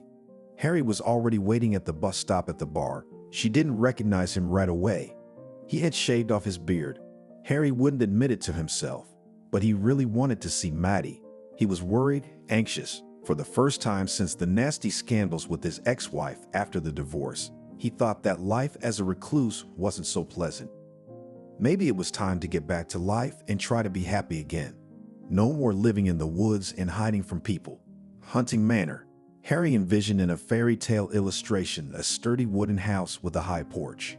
Around it were small houses, guest baths, something like a summer kitchen with a stone grill and a snow-covered pine forest all around. The only thing missing was Santa. When she saw Nanny at the bar, she burst into tears and rushed to hug her. Why are you crying? Everything's going to be all right now. We'll sort everything out, and Harry will protect us like a loyal knight. Let's go inside. You must be cold. Let's have some tea. Maddie still couldn't quite calm down. She felt sorry for Nanny. Is it me? You're not crying, though I'd be hysterical if I were you. You know, there's a Japanese fable. I think it's about a swallow bird. Evil people destroyed her nest, killed her chicks, but she started to build a new one. They asked her why she wasn't crying. "You are in such grief," she replied. "I will cry tomorrow when I have time. Right now, I don't have time. So I will cry later too." For 2 days, the girls sat and counted how many commercials were aired, how many blind matches were left, and how much it cost according to the channel's rates. The total amount turned out to be exorbitant, several million. Nanny did not send the fake reports to the anti-monopoly committee, and they decided to get rid of her. It's not just about money. There is a criminal case on the fact of embezzlement, and it is unclear why the anti-monopoly authorities have started such an investigation now. For so many years they didn't notice anything, and now all of a sudden. "Oh, girls, what would you do without me?" Harry smiled slyly. "I have an acquaintance who can tell you exactly who dug up the TV channel and why. I'll go into town tomorrow and give you all the details. By the way, I'll show you all your calculations. I'll advise someone on what to do about it." Harry left, and the two girls got bored in the house, so they decided to take a walk to the village. "It's not far, there's skying there. We could go for a walk." No sooner had they gotten far than they noticed a car turning off the road towards the house. It wasn't Harry's. Lying in a snowdrift, they saw two stout men get out of the car and enter the house. They might have been hunters, but there was no need to check, and they were dressed in city clothes. You don't go hunting in such clothes. When the men came out onto the porch, one of them had a laptop in his hands. They went through all the guest houses. They checked all the barns and got in the car. They drove away from the house, but they didn't go anywhere. They waited. Nanny called Harry. "Harry, there are two strange guys here." "Where are you?" "At the house." "No, we were going to walk through the woods to the village, but we saw them. If we hadn't, we'd have gone straight to them. There's no need to panic." "Nanny, do you remember the way to the village?" "Well, roughly." "Go that way. They won't find you there. Wait for me. I'll be there in 5 hours."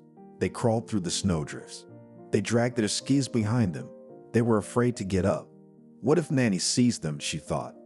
I seem to have a new habit of crawling through snowdrifts. Finally, they decided they had measured out enough snowdrifts.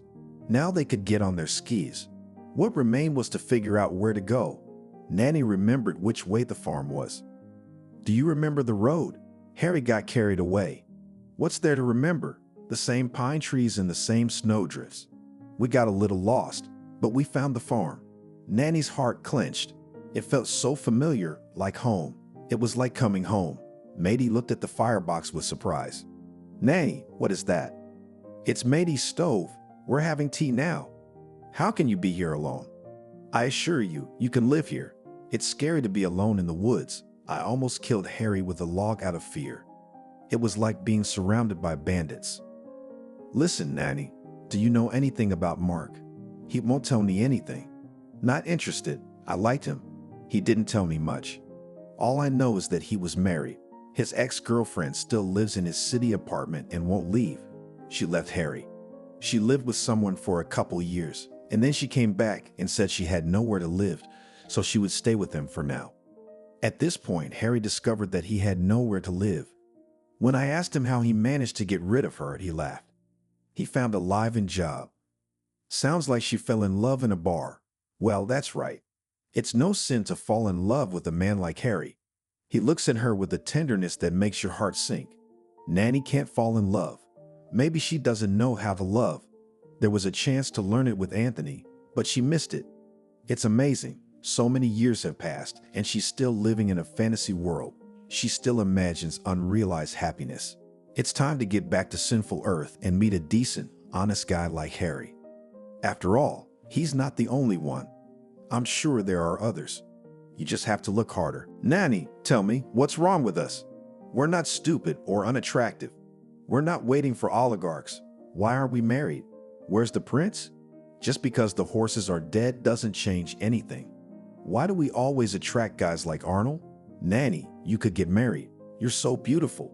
Don't tell me you haven't been invited. I get asked out all the time, but you shouldn't marry a breeder. You're lucky you have Harry. I'll wait. Maybe there's someone else out there. Samantha went to college with Nanny. She'd been married 3 times in 4 years. Well, it happens. It's a girl's hobby to get married, but it wasn't that simple. The first time she married a student athlete named Richard. The second time, for Tom, an excellent and public figure. The third time, to an unrecognized genius Frank. After receiving her diplomas, Samantha planned to marry Evan, a literature teacher. She began to be asked more questions. Samantha replied that she couldn't slow down or she wouldn't get anything done. And I'm still getting married. I'm changing my last name alphabetically. Can you imagine how many husbands I have ahead of me in the state Duma? Maybe we'll be able to choose such husbands. But Nanny didn't want to. It wasn't her system. She still believed that you can get married once and for all. And whether or not it will work out is another matter. But one could dream. On the way home, Harry decided to replay the game. Of course, brave men are crazy. They sing psalms to them. But he didn't want to risk his life. He stopped by the village, explained the situation to his hunting friends. They agreed to go with him and see what kind of guests they were. When the uninvited guests saw the hunters, they quickly retreated. How rude. They didn't even say hello. Harry could have walked them back to town and returned, but the thought didn't occur to him. I don't think they'll be back today. You go with the girls and we'll stay here just in case. I don't trust them. I'm used to this gangster mode. When Harry gets to the manor, it'll be calmer. The pretty girl couldn't find her place because of the uncertainty. Well, did you find out, Hermit? Shall we go home? Maybe we shouldn't. I'm getting tired of running back and forth. What if someone shows up again and we have to run away again? No one's gonna show up. Today's bandits don't know the news. If they did, they'd send their employers away. Girls, I got news. Harry, don't keep us in suspense. Tell us. Well, actually, no. Let's go home first. I'll tell you all about it there. You want a kebab and cognac? Then get your skis and let's go. More snow, skis, pine trees. Nanny hadn't skied in so long, and Maddie had never done it before. She could barely move her legs. Harry helped and encouraged her. Yes, he was ready to carry her in his arms. Nanny hoped that Harry would say there was no more danger and they could go home. She loved being at the manor. She would have loved to come here if she had been invited. But right now she really wanted to go home, back to normal life, where there was no fear, no bandits appearing out of nowhere, where you didn't suspect betrayal from people with whom you shared many experiences. It seemed to Nanny that everything that was happening to her was someone's stupid joke. Life doesn't turn an ordinary girl like her into a crime novel. We'll be there soon. Harry will explain everything. We'll laugh and forget it like a bad dream. Because that's not how life works. It's a prank. On the playground in front of the brazier, merry hunters were grilling kebabs over charcoal. The smell was so strong that Nanny decided she would be impolite. The house was set up with a table full of food, a classic winter picnic, a garage of sleeping kebab man, pickled mushrooms, pickled tomatoes. The greens that appeared out of nowhere, whether bread or Armenian flatbread, were incomprehensible. Did the hunters bake it themselves? And the last touch, a bottle of cognac. It was delicious. But if they would wander through the snowy forest until 12 o'clock, it would be even tastier. At first, they didn't think about anything. They just ate. Then they started looking at Harry. Well, where's your news? Everyone was waiting to see what Harry had found out. He just kept building up the tension. When he realized that their patience was wearing thin and they were going to start pulling information out of him like a captured gorilla, he spoke. My source tells me that all your efforts, Nanny, to cover your tracks have been in vain. All that fuss with reports and unrecorded publicity was necessary to confirm their fraudulent scheme. Wait, I don't understand who needed this. Did the Antitrust Committee decide to catch them for providing false information? That's what they caught them for. They got rid of you and submitted false data. But the Antitrust Committee had nothing to do with it. Your TV channel has long been under the scrutiny of the Regional Prosecutor's Office, and the new owner has initiated an investigation. What new owner? General Director Barbara and Commercial Director Tony decided they had created the perfect scheme to steal money. For years, a portion of the revenue from advertising and commercial programs went straight into their pockets. A little was given to the company lawyer. Someone had to cover for the head accountant to keep her from blabbing. It would have gone on like that, but the shareholders did the math and were shocked. For so many years, there is no profit from the TV channel. They don't ask for money, but there is no benefit. They decided not to look into the reasons and just sell the channel. However, they realized it too late. About 10 years ago, local TV channels were bought in various batches with pleasure. But now, who needs it? There was a man. He had several radio stations, but he really wanted television. He dreams of becoming a media magnate. Who's going to stop him? But before he bought it, he demanded a full financial audit. For 6 months, they watched the channel. It became clear how much money was being wasted, and also that if they borrowed less and paid dividends, their interest would not be caught. The prosecutor's office opened a case, and now your directors are under investigation. By the way, the attack on you is a separate case. It's a pure criminal offense, so you're free to come back. You have nothing more to worry about. I hope you're not running away now. The hunters scattered to the cottages, exhausted by everything they had experienced, and maybe by the brandy. She fell asleep on the sofa by the fireplace, but Nanny couldn't sleep. Too many impressions. Harry couldn't sleep either. He could be heard walking up and down the stairs. Nanny went up the stairs, calling softly to Harry. "Are you awake? Let's go and have tea." It was dark outside. The house was warm and cozy. She quietly advised Maddie, and Harry drank salty tea and argued. "Nanny, you told me about the Gallatin trip and that wonderful boy Anthony. Did you try to find him?" "Why?" "Because it's been 10 years, and there was no love, just sympathy. He doesn't even remember me. How many of these deer have you had in your life?" "I can't tell you. I had a love named Amanda when I was in my 20s. It's been years, I remember, but it didn't stop me from getting married. But it didn't help with married life either. You say you went to Washington University. What department?" "I don't know. Physics, I think." "Well, that's my department, physics and math. I went to DC too. But earlier. Then you're Anthony? Do you want me to see if I can find him?" "No, why? If he's married and happy, I have no business being in his life. If it turns out that his life didn't work out because he's an overconfident guy, he's an unemployed alcoholic with abandoned wives and kids, he has no business being in my life. I don't want to be disappointed. Let him remain a romantic memory, an ideal to compare all the men I meet in my life to. Even though they don't, it's hard to compete with an ideal." In the morning, they got ready to leave. Harry couldn't think of what to say to make Maddie stay, agonizing over the thought. Nanny intervened. It would be a shame if intelligent adults who liked each other broke up without taking the first step. "Maddie, you're on vacation. Why would you leave?" "I'd stay too, but I have to go to work. It must be chaos over there right now." "Yeah, my dad's freaking out over there. So now our adventure is over. And call your dad. Tell him to stay a couple more days." "Harry, why would you say something?" Harry was silent. There was amazement in his eyes for so easily suggesting that she stay. "No, I'm going to go now. I'll just get my bag." Maddie ran up the stairs. Harry rushed after her. Nanny smiled. "Well, that's good. Everything seems to have worked out." "Maddie, wait please. There's something I want to tell you." Maddie walked over to Harry, giving him a hug. "And I think it's pretty clear." Harry took Nanny into town in Harry's clothes, which were 5 sizes too big for him. She would look weird on the bus.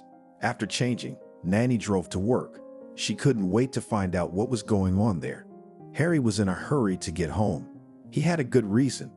The bar was waiting for him. The company office was in complete chaos. There were no executives, not because they didn't show up. It was just that the network had no management at all. The rumor that the channel had been bought paralyzed the work. Nobody realized whether they were working or not, whether to collect airtime or not, but no one saw the new owner. Nanny's appearance added to the nervousness. She was met with surprised looks. She was looked at like a ghost that had just been baptized. She didn't want to tell what had happened to her, so the whole channel was buzzing with rumors and gossip about what she told her department. "We don't know what the new broom has swept out, but we're getting ready to go live tonight. We'll see what happens next." The abandoned Arnold suddenly deflated. He seemed to have lost weight and was wandering around the channel, eavesdropping and peeping just in case. He was being followed from everywhere. At last, he could be sent away without fear that he would run in and complain, with no one to report to. "Nanny, is it true there's a criminal case against Barbara?" "Would you know better? I mean, you were in charge." Nanny, where were you and your lover? Were you flying to Dubai?" She suddenly wanted to go sailing on a yacht on the seas on the waves. Alas, what do you need that you're not afraid of being unemployed, aren't you? New directors always come with their own drivers, so go out, Arnold, get a job. What a nasty piece of work. How did they put up with him all these years? To hell with those bastards. Well, so I don't lose my job. Who knows, maybe this new owner will bring in his own team or change the concept of broadcasting. And not the news, not entertainment, not the children's section won't be needed. Well, we'll find out soon enough. After lunch, a group of young people showed up, closed themselves in the director's office, and an hour later the secretary ran through the channel and ordered everyone to gather immediately in the studio. There they were met by a strange young man wearing pants, a hat, a knitted hooded sweater decorated with either bracelets or champagne shores. He looked strange, especially against the background of three long-legged models. They apparently had an idea of the office dress code, but understood it in their own way. White top, black bottom. One of them had a skirt that wasn't visible under her jacket. Another had a white blouse with a neckline up to her navel. The third seemed decent enough until she turned away. There was a neckline, such a neckline. The company's employees, gathered in a bunch, looked at their new bosses. Someone whispered, "Now our finances will be fine." All that remained was to set the studio pilots straight. They tried not to laugh, but nervous laughter still broke through. Colleagues, my name is Alexander. I am the owner of the TV channel. You already know that the general and commercial directors have been fired. I'd like to introduce you to the new commercial director, Leslie. Step forward. There's a girl in a jacket. Advertising. We have new plans and discipline requirements for you. If anyone doesn't like it, no objections will be accepted. The faces of the advertising people stretched out. They hadn't seen anything yet, but judging by the tone, nothing good was in store. And we're also terminating the cooperation with the lawyer and the chief accountant. Gentlemen, are you fired? Lawyer Emma, accountant Suzanne. Two of the models have stepped forward. Everyone else continues to work. We'll probably keep someone else, but after we evaluate everyone's performance. Well said. Very specific. In the meantime, you guys keep working, and we won't fire everyone at once, but one at a time. Get in line. In the meantime, try your best to prove your indispensability and your loyalty to the new management. He almost said to betray your co-workers if you don't want to be fired. Nanny was devastated. This is the end of the channel. This parrot with delusions of grandeur will ruin the company in 6 months, if not sooner. You have to live with television or it won't work. The previous ones knew what television was. This one came to show off. He'll never make it. He wasted his money buying the channel. Daddy's money, as it turned out. What do we do now? Pack up and leave? Nanny couldn't imagine herself without television. She decided to wait and see how this show of destruction would end. It was clear that everything would fall apart. Of that she had no doubt. The competitor was BBS TV, a non-government channel. It was run by a man Nanny knew well. When it became clear that BBS TV was in big trouble, he called Nanny. Nanny, if you really need it, come to me as a program editor. I won't put you on the air. We have our own staff, but I will gladly take you on as an editor. I realize it's not your level, but keep that in mind. It's all gone to hell. No new programs. Advertisers were leaving for other channels. There was nothing to fill the airwaves. Nanny watched her own programs and was ashamed. Nothing but reruns.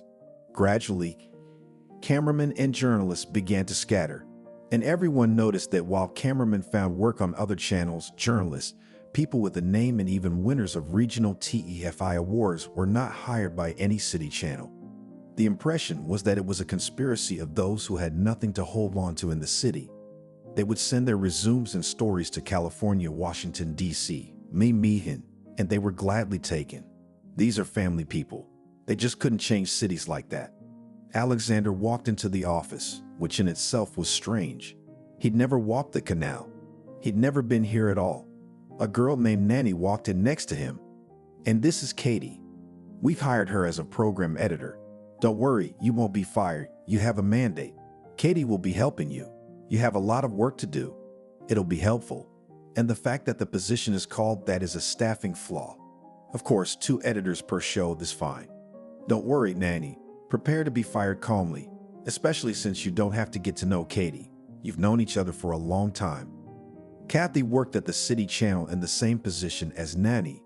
I wonder what grand promise was made to her that she left her beloved stable job, where she had long been a professional with unquestioned authority, and moved to this doomed channel, or maybe she doesn't know. Oh well, everyone in this town who is connected with television has known for a long time. I wonder how long it'll be before I'm fired.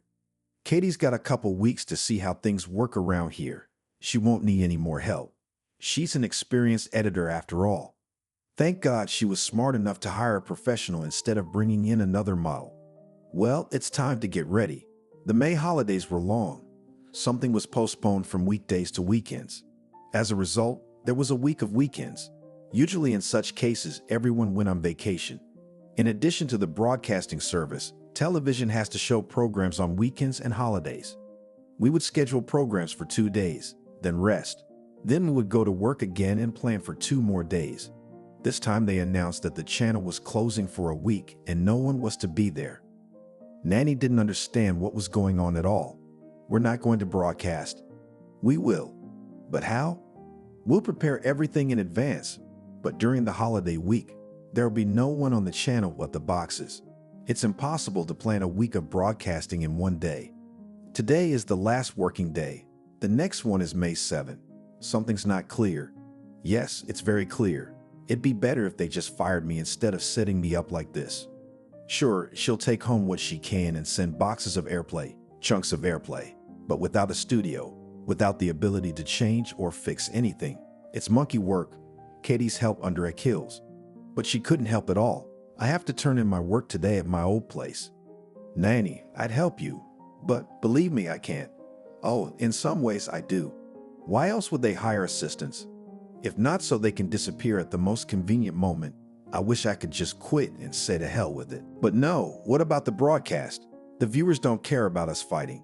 They want to watch their favorite programs and shows at night. Nanny tried to plan at least 5 days, but nothing worked. A security guard came in.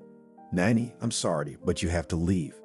Alexander called, asking who was there. I told him it was you. He ordered everyone removed immediately. Except for the broadcast shift. No one's supposed to be here. I'm sorry.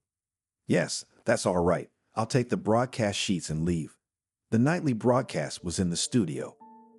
I've been kicked out of here for a week. I'll be sending in my shift programs from home for editing. You understand, there won't be any specifics. Just have them call me anytime. I don't think that's gonna help. Take care of yourselves. I hope they're setting me up. They won't hurt you. It was a terrible weekend. Nanny saw what was happening on the broadcast.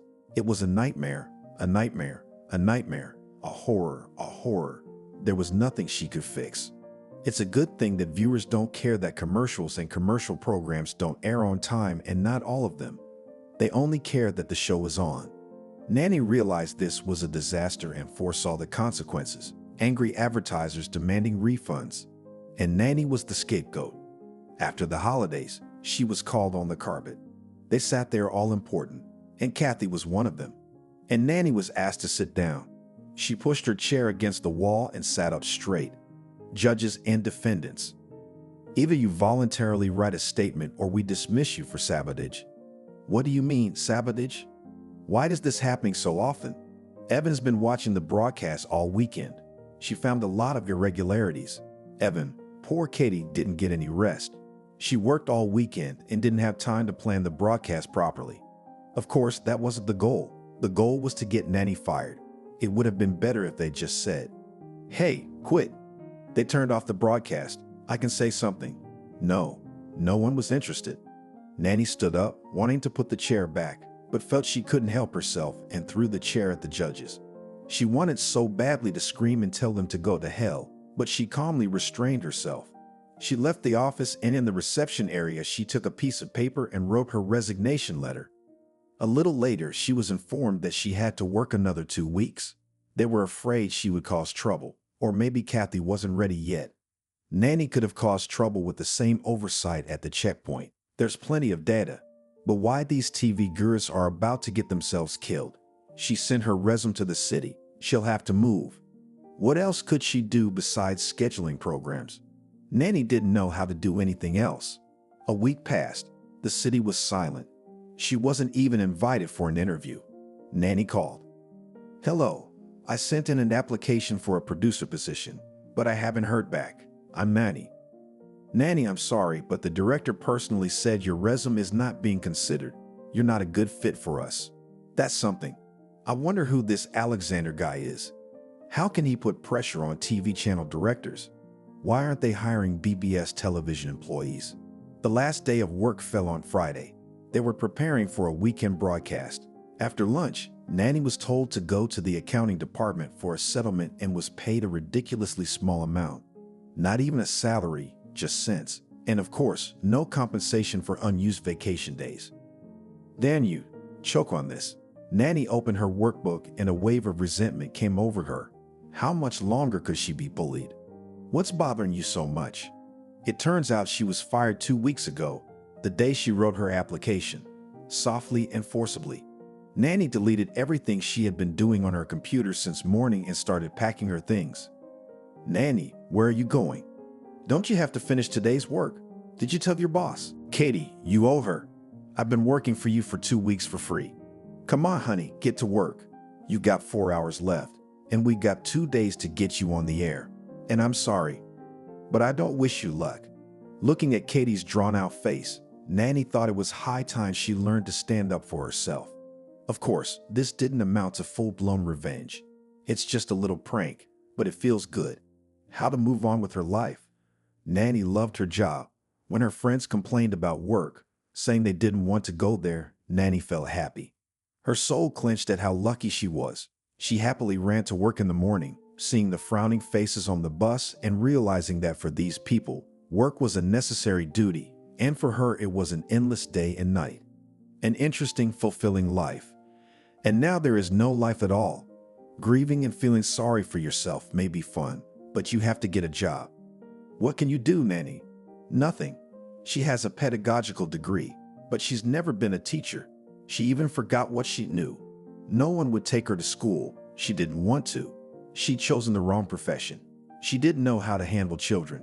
She was just afraid, especially when there were more than 2. She should be looking for an editing job. Television is out of the question. That leaves only newspapers, although there aren't many of those now, except for the small circulation departmental ones. But now is not the time to be picky. She has to find something.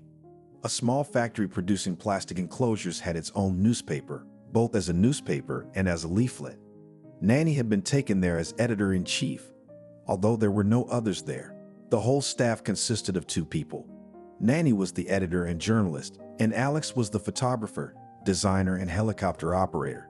Nanny wrote articles about the leading manufacturers, praising their wonderful best pipes in the world, which even China buys. There wasn't much work. The newspaper was published twice a month, and no one read it.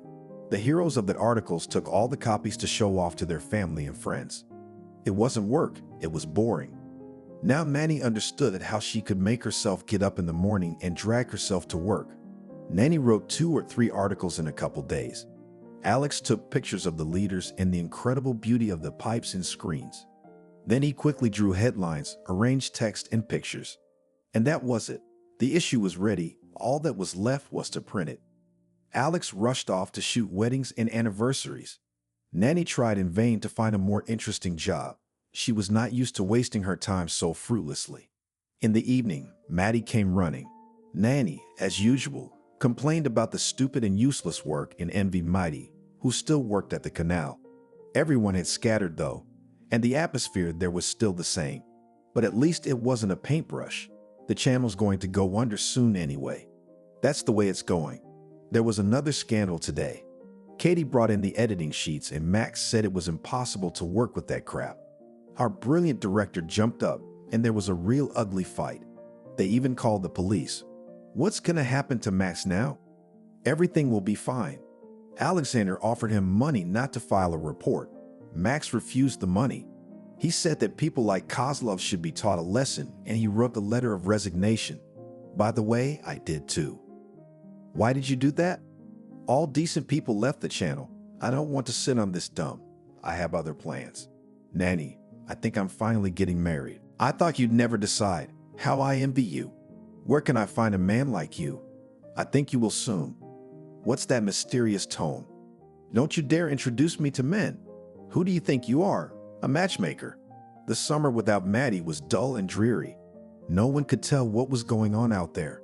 No news or gossip from former coworkers reached them. Nanny ran into them in the most unexpected places. One had become a restaurant manager. Another had started a private business. Somehow they found themselves useful in Boston, but not in their hometown. Nanny saw two journalists on the central channels. They were suitable for Boston, but not for their hometown.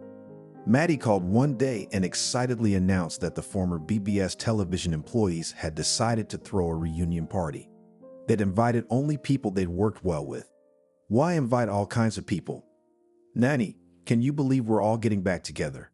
The guys promised to bring all the movies we made for the channel's anniversary. We'll watch them and reminisce. We wanted to rent a cottage in the country, and I suggested that Harry and I come over. Is the house big enough? Can we stay in guest houses? I can't wait to see everyone.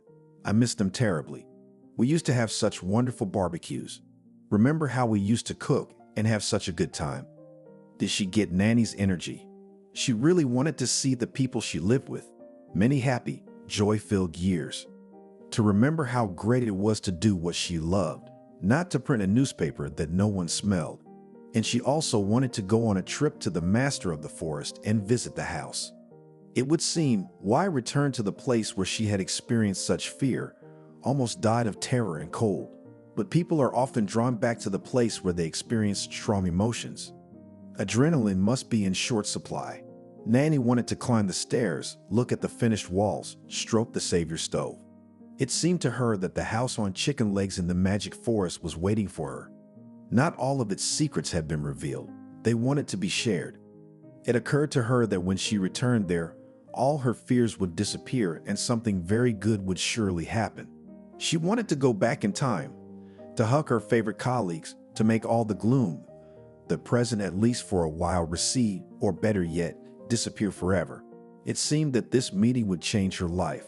But what could change? Only more longing would be added when she would have to go back to being alone and writing meaningless articles about the world's best pipes. Maddie, as the mistress of the house, gave everyone errands and tasks to do. She was preparing for a reunion with her friends, or at least a formal reception at the country mansion. Nanny tried to stop her somehow, but she wouldn't listen to her. She was torn with the urge to brag about her farm, her house, her woods, and most importantly, Harry. Envy, a bad feeling, but that's when you're jealous, and when you catch someone's enthusiasm. As Nanny had caught the enthusiasm of her good friend, she couldn't wait for the weekend, the longest week of her life. Cindy, a journalist, called Nanny and offered her a ride in her car. There's a great place. You don't have to bother Harry to pick you up. And it's nicer than riding the bus. The weather was perfect. Sunny, warm. The autumn forest was a wall of colorful brightness. Especially the clones were reveling, shimmering with all colors, as if they decided to show everyone who was the most beautiful here. Only the pine forest remained gloomy and austere. He did not care about this riot of colors. He was not interested in it. It was all just a game. Enjoy it. You can't say that the TV crew was one big happy family. It doesn't work that way. Some were friends, some had only professional relationships. There were arguments, grudges. Journalists, being creative natures, sometimes shouted at each other without restraint, a little hiss like bubbles, and then continued to work as if nothing had happened. It's just work. Personal relationships have nothing to do with it. Once upon a time, in the early years of the channel's existence, there was a program in which every resident of the city could congratulate his friends and relatives. Congratulate them on their birthday, on their anniversary, on anything. Write a greeting or choose a poem from the catalog, order a song. It was terribly provincial, but the audience loved it, especially the secretaries who were slacking off on their husbands, typing congratulations from Alice. The announcer Eva burst into the office and threw the sheets with congratulations on the table. Alice, I understand that you have a lot of work, but you would at least put underscores. How am I supposed to read this? In the text of the congratulations, she listed about a dozen names and surnames. They were all either Tatar or Kazakh. They were difficult to pronounce. Eva, I put the accent mark. You have to put it everywhere. Where do I put the accent mark in the transguest database? Alice raised surprised eyes. Eva, Transgas congratulates you. It's not a Tatar surname. It's a base that deals with gas transportation. And here's a conflict for you. They had a long laugh about the Tatar last name. Everyone was so happy with each other, as if they had met the closest relatives after a long separation. Hugging, kissing, even those who had never been on friendly terms. It was interesting to see how everyone was doing and what they were doing. Everyone was interested in the question, what about the canal? There was no more channeling. Martha's manager showed a video she had taken the day before. Nanny didn't even immediately realize she was seeing on the screen some room with no lights, no openings, wires picked out of the walls, stripped walls. It looked like a house prepared for demolition. Then she realized with astonishment that she was seeing her office in the editing studio. What was this? Alexander closed the channel and left. He kicked out everyone who had worked for years, who knew the channels thoroughly, and put in people like him, arrogant and understanding nothing about television. He kicked out all the technicians, and his foreman ruined all the equipment. Advertisers broke contracts and demanded their money back. Then this underhanded tycoon tore down all the fixtures, doors, plumbing, wall panels, even switches. He walked away with wires, toilets, and $6 million in debt. Everyone sat there like pancakes. It was unbelievable. One idiot comes in and manages to ruin everything in 6 months. What he paid for it was no consolation. It'll turn up somewhere else. Things like that don't sink. It was painful and hurtful. I wanted to cry. The girls wiped away their tears. The guys were expressing their opinions in far from parliamentary terms. Guys, Maddie wiped her tears. Let's drink to the fact that we had such a job in our lives. It was a happy time spent together. We were lucky. We had it. Someone turned on a video clip taken for the last corporate party, which was a rock party. Everyone was in black, with chains and spikes. Horrible makeup and mohawks. The video was powerful, but it was filmed in bits and pieces for a week. By the time we watched the movie of how it was filmed, we were crying with laughter. Then we watched other movies, remembered the pictures. It was both funny and sad. We sang, danced, sat by the fire for a long time, hugged and swore in eternal love. But as usual, the morning was a little awkward. Everyone had urgent business to attend to. We said goodbye, promising to meet again, and then we left. Yes, it's understandable that nothing connects them anymore. They will remember and be sad, but everyone has their own way. No one wanted that. And so it happened. Nanny was getting ready to go home too. She wanted to go into the woods, but it was inconvenient to bother Maddie and Harry, with so many guests singing and crying. One should take a long and thoughtful rest, but Maddie didn't agree. You're not going anywhere. I missed you so much. We haven't even had a chance to talk. Let's go mushroom picking, walk in the woods, talk. Yeah, I can't tell the difference between a penny donut and a porcini mushroom. You're just blaming yourself. Every dog recognizes a bun. What if you pick something gross? Then I'll send you away. Nanny, well, do what you want. You want to go out so much. Why do you always forbid yourself everything? Are you afraid of making Harry and me uncomfortable? Stop it. I really want you to stay. Harry and I miss you. It's fun to have a lot of guests, but I want to spend the evening with you, drinking and talking. So get ready. We're going mushroom picking. And really, I don't want to go. Why go to the trouble of singing my own song? Especially since they're genuinely inviting you to stay. And Nanny went to get ready for the mushroom picking. Let them figure out what to do with what she thought were mushrooms. The girls walked through the woods, talking about something, sometimes silently, niggling with mushrooms. That wasn't why they went to the woods. Maddie had no one to tell about her new happy life. Turns out there was no one to share it with but Nanny. She didn't know it could be so simple and peaceful. In the past, of course, she had fallen in love, but somehow she was quickly disappointed. One wasn't smart enough. The other was a narcissist, and no one was interested in anyone but themselves. Then one day she met a funny guy who made lighthearted jokes. Do you know a joker like that? I'd like something a little calmer. He taught me that the most important thing in life is money. The more money, the stronger the love. I had already thought they were all like that when the women at the entrance finished the phrase to the neighbors. What a man he is. Not a man left. I started to believe them. And suddenly Harry. This is my reward for waiting. Harry's a good man, but you've made him perfect. Not too perfect. He's perfect, and a prince and a knight, the best and loyal and loving. All right, you've convinced me that arguing with a woman in love is a waste of time. I see you so happy in love. It hurts my soul. It's not jealousy, but a crushing regret. Why can't I have that? But on the other hand, you did it. Then there's hope that I'll do it too. You will. All right, I'll look for mushrooms. You go to the picking. You wanted to.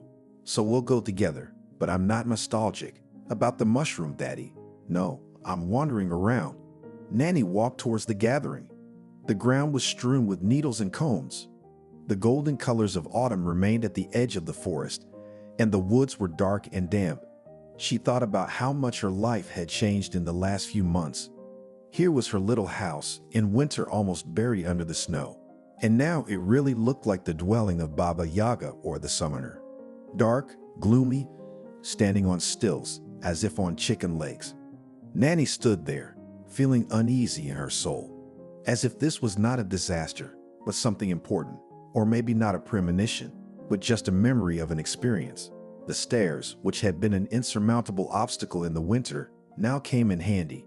Nanny got up, opened the door, and immediately saw that someone was standing by the table. Strange, Harry hadn't said there were hunters here. Too bad. I wanted to be alone. I'll have to go. Hello, I'll be right out of your way. I won't disturb you. Just don't leave right away. I've been waiting for you for an hour. A man turned around, and I thought it was Anthony. No, it wasn't. It's really him. How could it be any other way? It's not surprising. It's been 10 years, but it's definitely him. Nanny looked at him with widened eyes. Yes, she'd had a dream. The roof had come off. Anthony couldn't be here, and he's standing here smiling. Nanny walked over and stroked his arm, and Anthony put his arm around her and held her tightly against him. The roof didn't fail. He's alive and real. Anthony left home then and never came back to Washington. It turned out that his father had been seriously ill for a long time. Anthony was told nothing. Let him study in peace. But now it was impossible to hide. It was obvious. His father could not be released from the hospital. He couldn't be disconnected from the machines. Mom went to the hospital after work and spent all nights at the bedside of her beloved Anthony. She offered to take turns, persuaded her to get some rest. She refused. She was afraid her husband would leave when she wasn't there. And that can't happen. He must know that his wife is there for him. Then he won't be so afraid.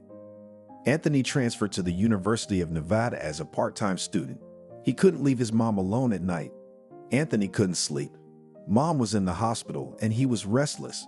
He got up, tried to read, and lay down again, but he couldn't fall asleep. He heard a key turn in the door and went out into the hallway. Standing in the doorway was his mother. She had left the house in her coat and shoes, but now she stood in slippers, a gown, and a hospital gown thrown over her shoulders. "Anthony, Daddy's gone," she whispered and started sliding down the wall. Fainted.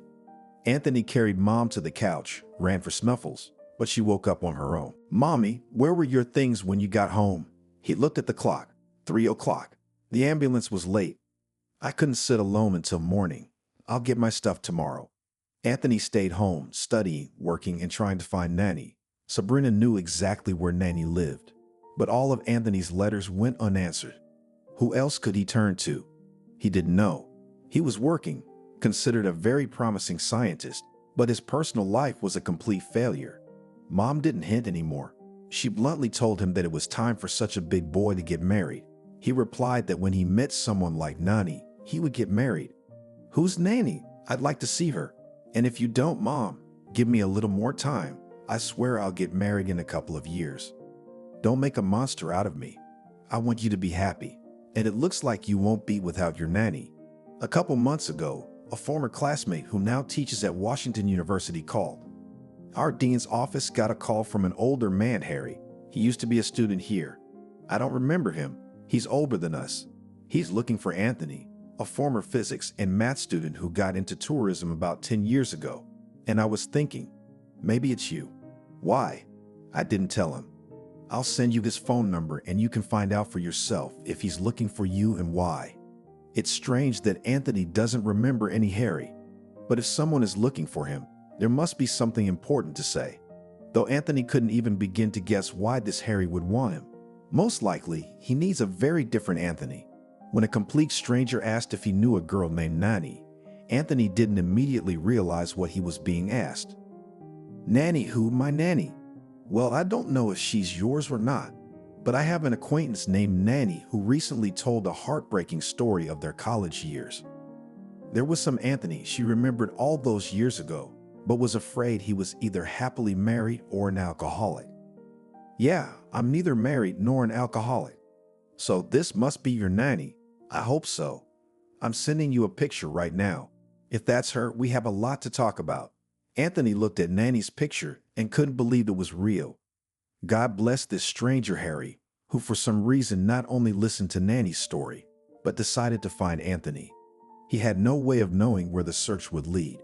Maybe Anthony wouldn't remember any Nanny, or maybe he would, but there was no place for her in his present life. Mom, you wanted to see Nanny? Look, there she is. That's why you've been suffering all these years. I thought it was something else. There's a girl, just a girl. No, not a girl, a dream. And it looks like it's coming true. Anthony would go straight to work, but he's on vacation in 2 months. How is that possible? A 10-year dream of meeting someone. And now that Nanny had been found, waiting another 2 months seemed an unbearably long time. When Harry realized that this was the right Anthony, he forbade Maddie to say anything to Nanny. Who knows this Anthony? He seemed genuinely pleased, but then thought it best not to disrupt his settled life and come over. What would happen to Nanny then? Well, let him come first. No one died of pleasant surprises. Maddie couldn't keep quiet.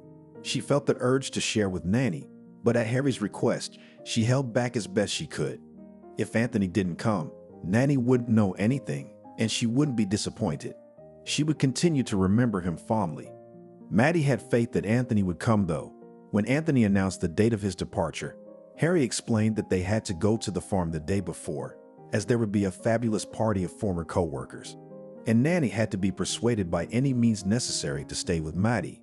It succeeded brilliantly. An hour before Anthony arrived, Harry sent the girls off to pick mushrooms, warned Maddie that Nanny should go to the farm alone. Don't go with her. Anthony would be waiting for her there. Any surprise must be carried through to the end. While the girls chatted in the fall woods, Harry met Anthony and took him away. Harry was afraid his cunning plan would go to hell. If for some reason Nanny decided not to come here, what a shame it would be if these two idiots in love, who had wasted 10 years, never met again. But if they do, it won't be here, of course, but at the farm. But they want romance. When he saw Nanny walking toward the house among the pine trees, he patted Anthony's shoulder approvingly, saying, "Go ahead, do it." He quickly slipped down the stairs and disappeared into the woods. He is the master here. Every tree would hide him. Harry saw Nanny stand outside the house, climb the stairs, and go inside. Well, he had done all he could. The rest was up to them. In the hut, Nanny and Anthony looked at each other and were silent. What was there to say? It seemed to each of them that their dream had come true. But you can't say it out loud. What if it's only your dream? The other person doesn't care. Anthony would have said it a long time ago. He didn't have the strength to keep quiet anymore. But he was afraid because he'd already said it once. It turned into 10 years of longing. Nanny kept silent because she felt guilty about this long separation, about their mutual homelessness. If Anthony was doing well, he wouldn't have rushed into that hut. Now that he's rushed in, it's not all smooth sailing. Whose fault is that? That's right, Nanny. Who's gonna forgive that? You've ruined your business. Anthony doesn't have to understand and forgive everything. You can't stay silent all the time. No matter how silent and reserved you are, you have to talk. They've been silent for 10 years. Now it's time to talk. Nanny, I've come for you. Anthony decided that he should start with the main thing and then see how it went. I know there's nothing keeping you in this town. Come with me. Well, I can't do it right away. 10 years ago, you couldn't do it right away. It's been 10 years and you still can't do it right away. How long does it take for your rightness to disappear? Tell me, did you like me then? I liked you. Why did you refuse? Why didn't you come with me? I was scared. Everything happened too fast. My parents always taught me to get to know someone better. You can't just marry on a whim. Look at us. We may not have been in love, but we lived a decent life. Of course, I didn't want to be like them. Give me an unearthly love. But I didn't realize that you were my ethereal love. It all happened too fast. And when you invited me, I, a mommy's girl, was afraid of change, afraid to leave my parents, scared. And I didn't think then that I'd regret it all these years. Big things seemed possible at a distance. The distance turned out to be very great. If my life didn't work out, so be it. Forgive me. I'm sorry to you. That's right.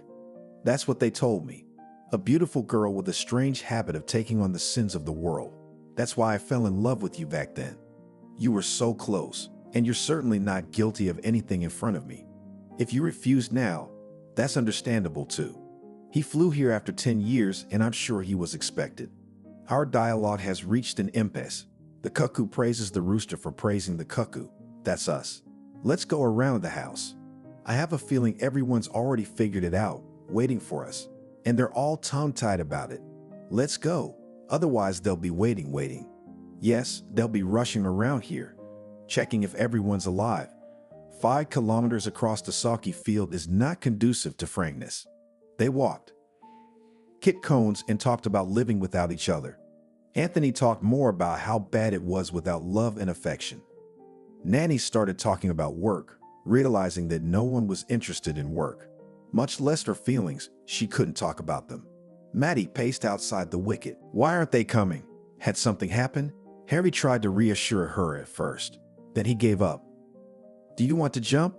What could happen? Worst case scenario. It would turn out that teenage love should be left in the past, not clung to in adulthood.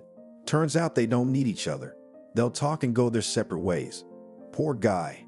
He's come this far. On the other hand, it's better to fly once than to dream all your life. They'll go their separate ways and start a new life. From illusions. It's possible. Yes, but I don't want that to happen. Harry listened to Nanny talking to Anthony. He thought they both sounded sincere. Yes, a person could change beyond recognition in 10 years. But Harry felt that these two hadn't changed. One didn't believe in feelings, the other didn't know how to insist. The same thing couldn't be allowed to happen again. Harry would do anything to bring these two closer together. It turns out that helping people become happy is a very exciting activity that excites and boosts self-esteem. Nanny and Anthony walked out with impenetrable faces. It's unclear if they're in love or what to talk to them about their bright future or the nice weather. Well, at least a hint of how things are going. No, they are silent. Harry was chopping wood for the bath. Anthony sat staring into the void. Physicists are strange people, but this one seemed normal. Hey, scientist, get the wood, bring it to the bathhouse. Harry may have liked me, but he didn't like this one very much. He was very noisy. She's been dreaming about you for 10 years?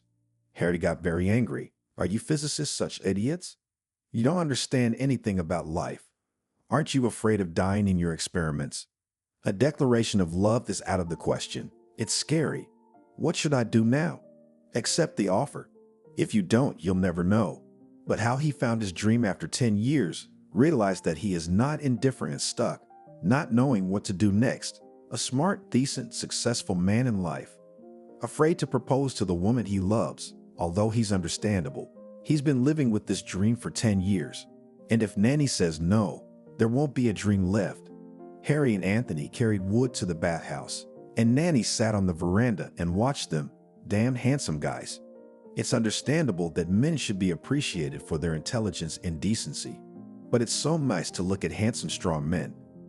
Maddie came over and sat down next to me. Nanny, why aren't you talking? What's wrong? Are you disappointed? We're sorry, me and Harry. We meant well. Oh, my friend, what are you saying? You've done so much for me. I just can't believe this is about him. Thank you. I knew it was possible to find Anthony, but I never would have done it on my own. I was afraid that when I met him, I'd find out there was no love at all, just adolescent stupidity. But there is love. Oh, Maddie, I think I'm lost. I like it so much. The evening was quiet and warm, not at all autumnal. Nanny stood on the porch and looked up at the mighty, century-old pines, frozen in their majesty. Anthony came out of the house and stood beside her. "Nanny, marry me," just like that. Harry said good goods should be taken at once before they are snatched away from under your nose. But since Harry said so, I'll think about it. You've been thinking for 10 years, and now you want to think again? How much time? "A couple minutes will be enough." Nanny paused and looked into Anthony's eyes. "I agree. Why are you crying?" "My love, don't cry. Everything is fine now." Nanny looked at him. The tears flowed by themselves. All the resentment and self-pity had gone with the tears. The troubles and misfortunes were in the past. Nanny whispered, feeling light and calm. "My tomorrow has come."